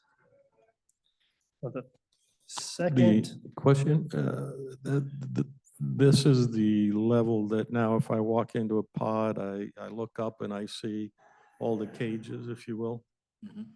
correct, So you would redo all the cages into this correct. structure. The mezzanine level would be what you see as a boundary, that's currently the edge of the current mezzanine. And so there wouldn't, at this stage, to keep costs kind of at a minimum, we're not proposing to expand the mezzanine level or anything like that. Yeah. So that was option 1. And if we look at option B, slide number 6. So this one looks at combining the eastern two pods here. And as you can see in the yellow, your housing units, the residents are on the perimeter. We've combined 2 of the current cells into a single bedroom for a larger sleeping area. And because we had to eliminate the corridor that exits to the right side of the sheet, we created an additional corridor, path of egress.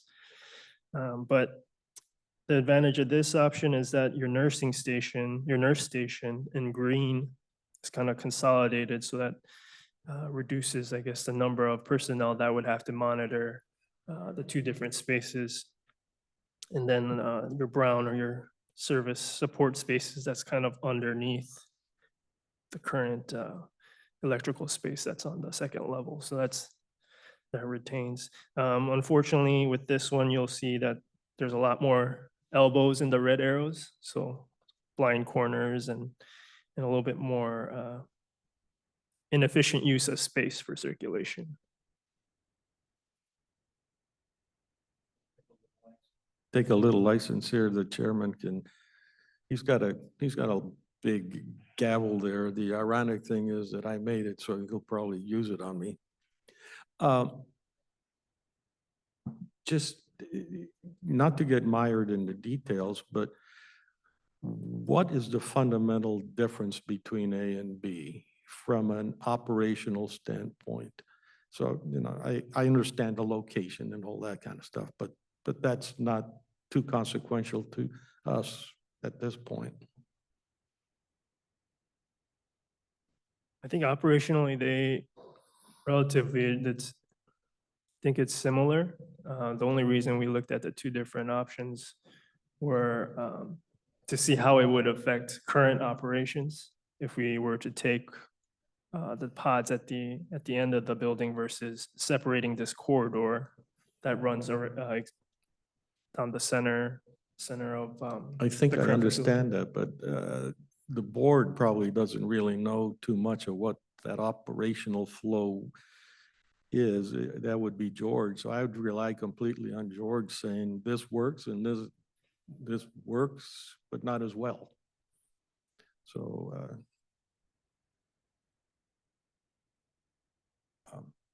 Okay. Good afternoon, Commissioners. George Moya, Juvenile Court Administrator. To your question, Commissioner, yes, it has mostly to do with operations. And if you're looking at Plan A, that would mean that our pods are divided by a recreational area and a classroom area. So from the flow of business and operations, it flows well. The one thing that we would be concerned is if we're creating blind spots, if we're creating cross traffic with juveniles. So all those tend to lead to increased probability of incidents or other issues that may arise from that. So when you're looking at it, it's just really from a flow perspective. And again, just to limit the probability of incidents happening.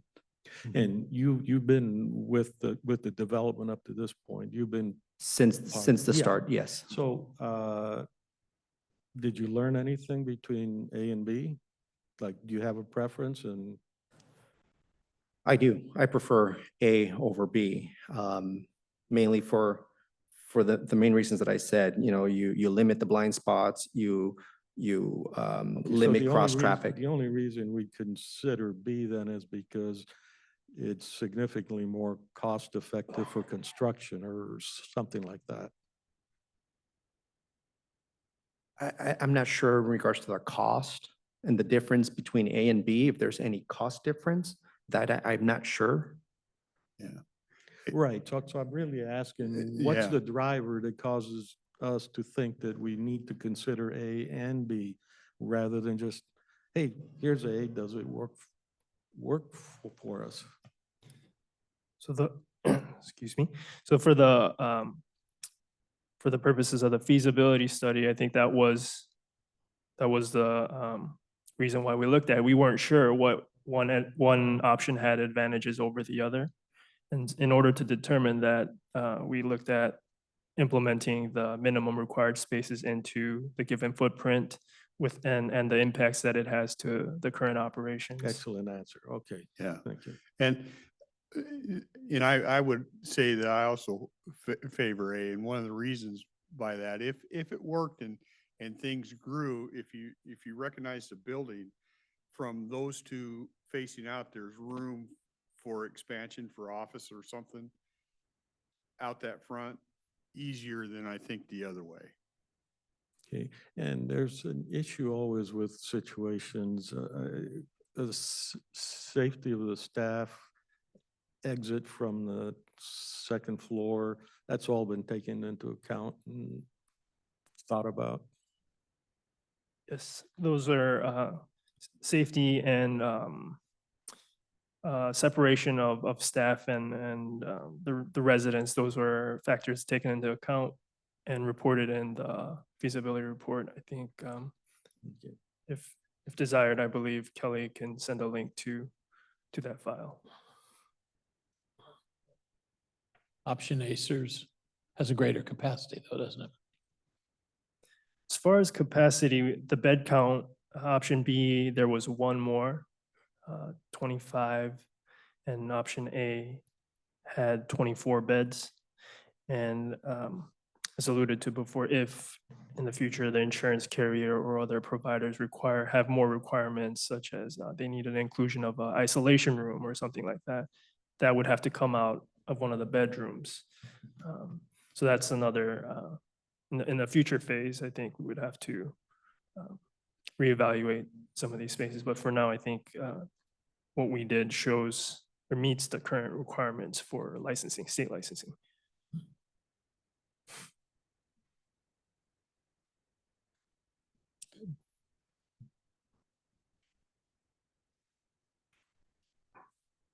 The final slide here is just level 2 of option B.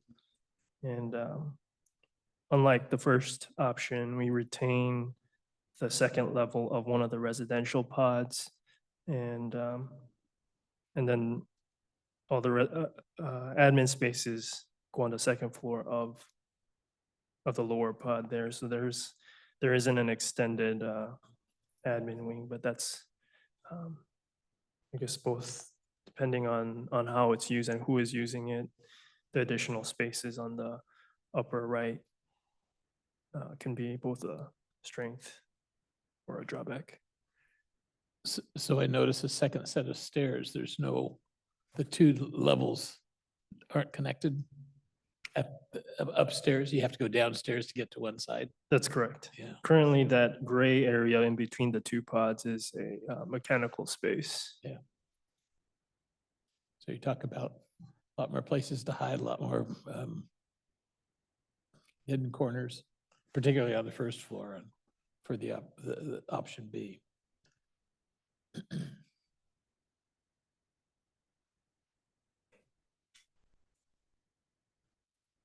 That kind of brings us to our final slide, which we looked at, and just a very rough order magnitude of a cost opinion based on just assigning a dollar number to the square foot of the different spaces.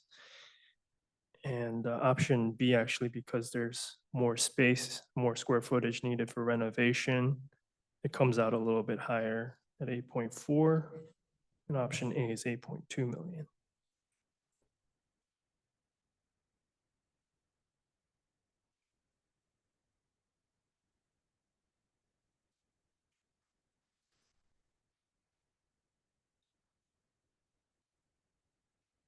Not inexpensive. Not inexpensive, and at these numbers, I think we were also looking at, it's very similar to what you'd be looking at if you were to construct a new facility just adjacent to this building. And that if you look on slide 2, there's a patch of field in between the county jail and the juvenile court. So even if you were to construct a separate building or separate structure there, we're looking at similar, if not comparable. And what? My hearing aids in the phone, I'm new hearing aids, I'm still ADA.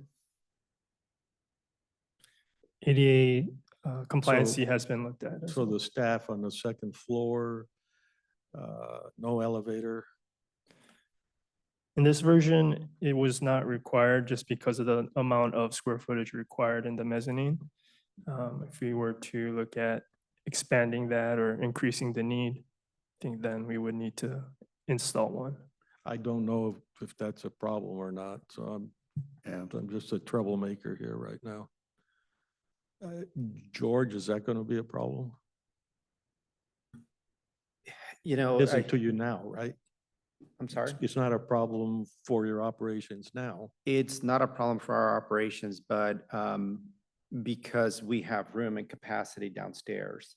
So we're not really in full operation mode upstairs, Yeah. nor do we have staff that may be on limitations. If they are on limitations, then we have different positions where they're not with youth or they're not having to respond to a code.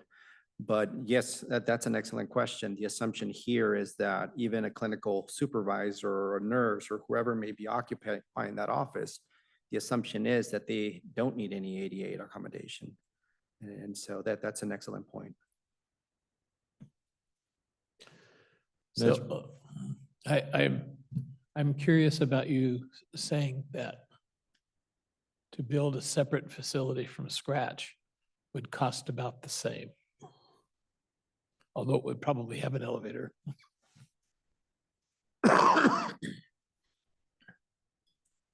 And So it's like you're having to deal with existing limitations of the building. A new facility for the same amount of money would probably be a better, more secure design. That sounds like an accurate assessment. And the reason for the cost is currently the facilities are designed for a higher level of security. So it's grouted concrete masonry.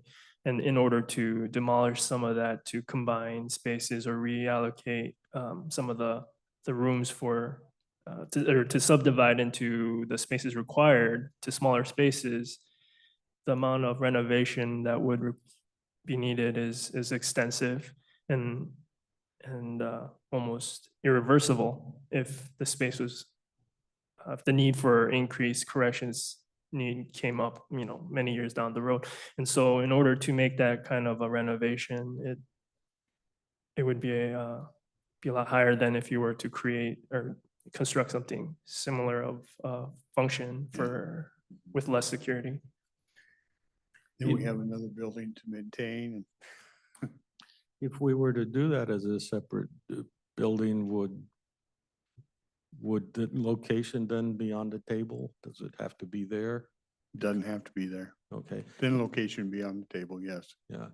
Okay, and then, George, all other things being equal, you'd rather leave things alone and have a new building? Or not mess up your building? No, I'm for whatever makes sense, the most sense for what we have. But I know that the group has discussed in detail the concerns, the pros, the cons. And one thing that stands to me, and it keeps coming over and over, and John alluded to that, what if we had to undo certain things? Yeah. Then that would be an additional cost. If laws change, we know that from the criminal justice world, the pendulum is swinging back where there's more accountability required. I think the public is really wanting that, and we're going to see an uptick in youth coming into detention. I'm not saying that's going to be 100% of our business. I'm just saying there's an uptick. There's buzz. There's legislature that's happening. And so we don't know. There's a lot of unknowns. But in looking at all this and looking at the costs, and if we have the same amount for a newer building designed specifically for that specific need, then it makes sense. The other assumption that I keep going back is that we can do all these renovations to our detention facility, which is pretty much almost brick and mortar, which is cement and cinder blocks. It's fortified. So it costs a lot of money to change that. But as you all know, you visited our detention facility, the roof is not in the best shape. So you're adding different architectural components, newer components to an aging roof, to an aging building that has other needs. So in looking at all those things, I have to say what makes the most sense for the price. And Have we learned anything about, the picture I'm having is, it looks like we are going to have to consider an independent building if the price is the same. Then we still face the issue of a lot of unused capacity, and our adult jail was built for a time when we didn't have the view of pandemics or all that other stuff. Did we learn anything here that says we could convert that a little bit and give some of that space over to adult detention?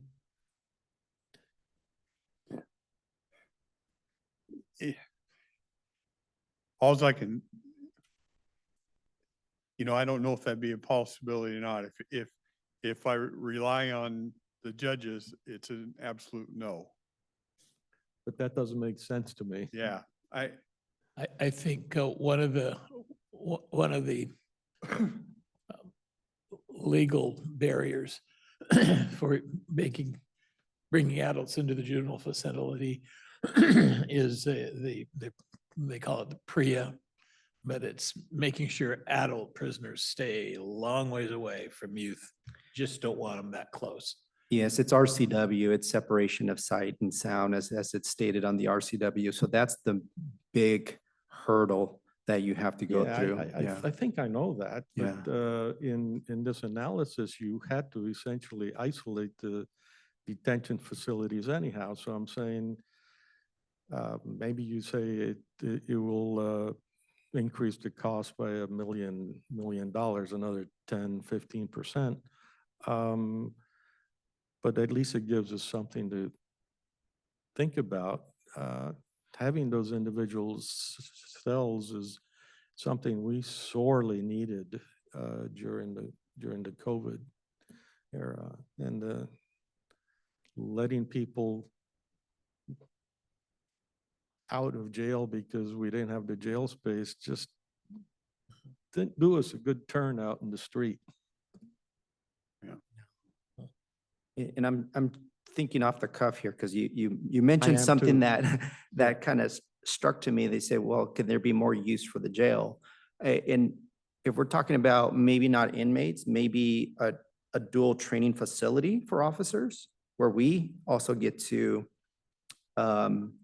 benefit from having trained staff and making better use that both the jail and the juvenile can facilitate and work together on. You know, I'm just thinking off the cuff here, not necessarily inmates, not necessarily. Yeah, no, I'm thinking inmates, but I think the big problem that at least it seems to me, the bigger problem is we've got the adult COs on one building and then somehow we've got to get another adult CO staffing at the other building. Now that starts to sound continual long-term expense. It's not just the fixing of the building, it's now we got to duplicate staff in some way. I think that's probably the killer that says, that ain't gonna work too well.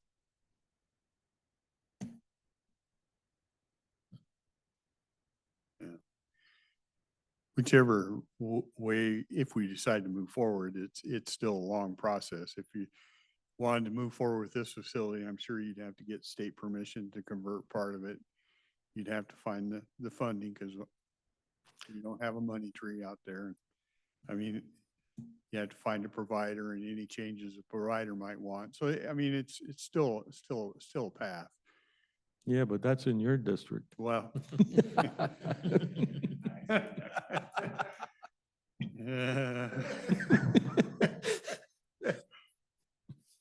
So I don't know what you gentlemen want to do, if you want to mull it over a little bit and kind of, I think I've taken it to the point where I promise you, we give you presentation as best we could, but to take it further, then I think we need to have some consensus of what we want to do. So what would be the next step or what's on the table right now for us to decide as the next step? Well, you don't, if you wanted to make a decision today, I think the next step is, do we start looking further on saying, okay, we want to convert part of this. Now we're going to have to start dealing with the state on, can we even get permission to do it and start looking for some funding and start looking for a provider. Or if you say, let's leave that how it is and maybe if we're comfortable, we can find money for a new facility, then we need to start looking for a space and how that would develop. Now, the dollars would come, if I heard correctly, the dollars are about the same. Dollars about the same. Right, so. But we'd have to get help from outside. We'd have to get some, because it's an adolescent facility, you may be able to get, there may be state programs that help that. I think in adolescent facilities, we have the ability to partner with the tribes or different folks and do some of that. That's true for either approach. I think so, yeah. Yeah. So one of the other options that is out there in terms of our own building needs is that we have a facility that is in pretty rough shape. It was purchased when the plan was the drug court will be there temporarily, but it's in very bad shape.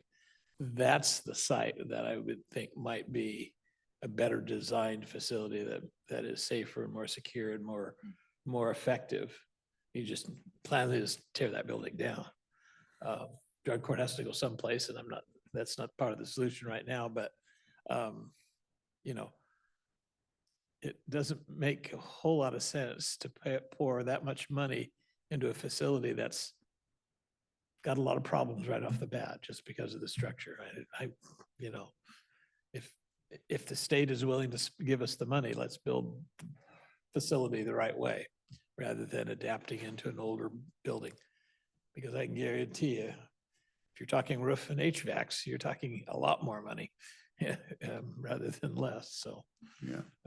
right. So right now, I guess I would say back to the drawing table. Yeah. And I don't disagree. And it's agree with frustrating that. because, you know, we need to be using that facility in a more efficient manner. But this may not be the right next year. Maybe we could make that be a commissioner's retirement home. Possibility. Only if they, Only if only if we pad the rooms really well. only if the commissioners are single. No, it's for, well, Can never use mind. this big hammer yet. I think we need to continue your investigation. We went to here because we know we have a problem. And we really want to address the youth condition, and that's been a focus we've all stated before. So, Do you want us to take a look at what do they call that? The old, where the Courthouse Square. courthouse square? Because That that site, thing is horrid. I mean, we could bad shape. work with this group and probably come up with some kind of design that you could take a look at. That might be, I mean, I'm okay with doing that, but then yeah, it's what you need to be comfortable with. To be honest, I mean, I just know when I asked, we sit down one time and I sit down with George and another group and it was basically because we always know we have the space and what can we use it for? And we talked about OPD, we talked about this, we talked about that. And we always run into problems. So I said to George, what is even the need out there? And what came back was rehab for adolescents. We ship them out of county. yeah. There's 2 places in the state. Rehab for mental health, there's 1 place in the state, or they go to Utah. And I don't know how you help a kid when they're not with their parents and some kind of support. So we thought if we can find a facility, and this was our first look for something local for Cowles County, keep those youth here and do that it would be a benefit to our community. So that's what kind of drove it. I'm trying to remember the cost that Columbia Wellness, or the price Columbia Wellness paid for the refurbishing of that building they bought on 14th down close to Tenant Way. And I know I was flabbergasted. Of course, they spent $500,000 on their offices on the 2nd floor, but so I think there might be, sounds like Tricia saying, yeah, you're on the right track. Yeah. I'm going to have to leave for another meeting, but I'd like to hear what you have to say, Tricia. Before you move forward, I really think that you consider like the plan here, it doesn't include a med room. So a med room is required. You're only going to have an automatic med dispenser. So is that going to take away from a bed? Is a 12-bed facility? I was just looking at the rates that Medicaid pays. I think we need to. oh. You need to Trish, be to a We microphone. need to have you come up. People They- online People are can't hear listening you. and they can't hear Don't be. Okay, now what did I'll just say? I just think, so Trish Rodman, Longview, that we really need to go back to the drawing board and we really need to ask the questions on whether a 12-bed facility is even financially sustainable. I don't know a provider, that would want to come in and. They had 24. I thought it 24. it was was, designed, because they had some upstairs. oh, you had it upstairs too? 24 for Plan A and 25 for Plan B. Is that correct, John? Are we doubling up? No, we're not doubling. We are doubling up in rooms. Okay. So, and you also need to look at the reimbursement. You need to look at if you want a secure facility versus a non-secure. So Columbia Wellness, their withdrawal management and crisis stabilization unit is not secure. So that's why you can't just drop people off and hold them against their will. secure facility brings in more money. I was just looking at the Medicaid rates. So if you have a youth withdrawal management, if that's what we were going to do, it's like 300 and some dollars per day. If it's secure, it's $783. So and again, you know, you need a med room with an automatic dispensing machine. I forget what it's called, that has a separate license, but that's where all your medication's stored. So would that be downstairs or upstairs? If it's upstairs, then you're having staff walk down to give meds. And while this is just the minimum requirements for a residential treatment facility, commercial insurance has a much higher standard than Medicaid does. And we just really need to think about all those things. Yeah, if I could summarize what you said is start from scratch and find yourself a service provider that understands all these things. Yes, and you can even meet with the insurance companies and they can come in, they can provide and say what their requirements are. We know what the state's requirement is, but I mean, we want to serve all people, right? All youth, or, I mean, maybe if we built a new facility, it could be half and half because the need is there, but we also need data. We need data that tells us how many kids we're sending out and where we're sending them. That is available.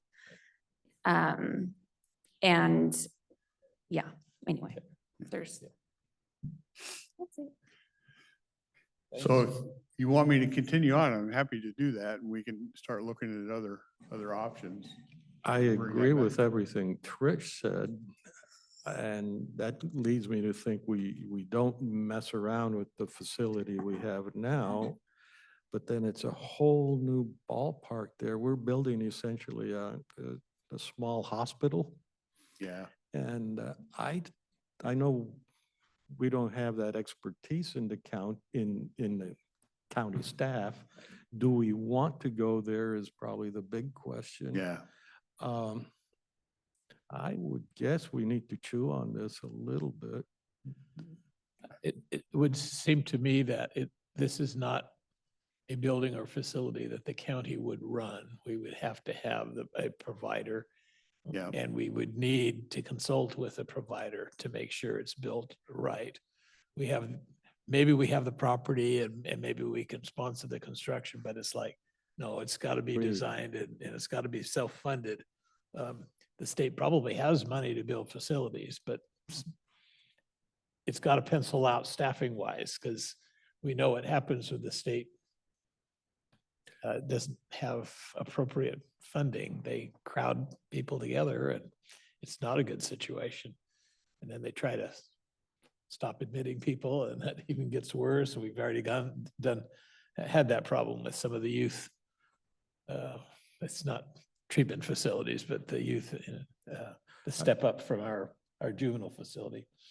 So I'm not opposed to looking at it. I think that's good for the community, but probably not rehabbing the juvie center. Right. Yeah. And I think I should probably, unless somebody thinks otherwise, contact the BHO and ASO, and they probably have the insight into the operational aspects. And my guess is certainly the BHO would say, excellent idea. Here, allow me to help you. That's my guess. Yeah.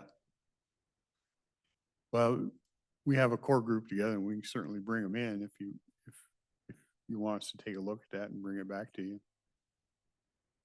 Again, please. We certainly with our core group can bring those in and we can look at those things and more than happy to bring it back to you and kind of give you some ideas what we Yeah. think. Do that. Okay. Okay. We'll do that. Thank you. Thanks, gentlemen. We're That's- probably not be done with you, but we appreciate your help. Thank you. Yeah.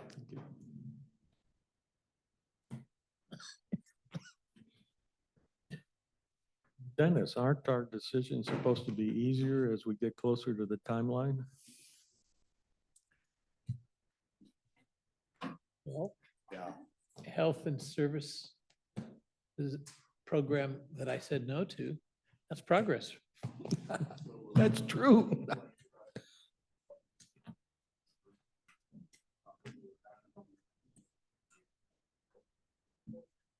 Okay, without anything else, I know you have a deal. We will adjourn.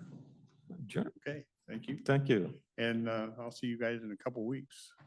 Yeah, have a safe trip. Yes.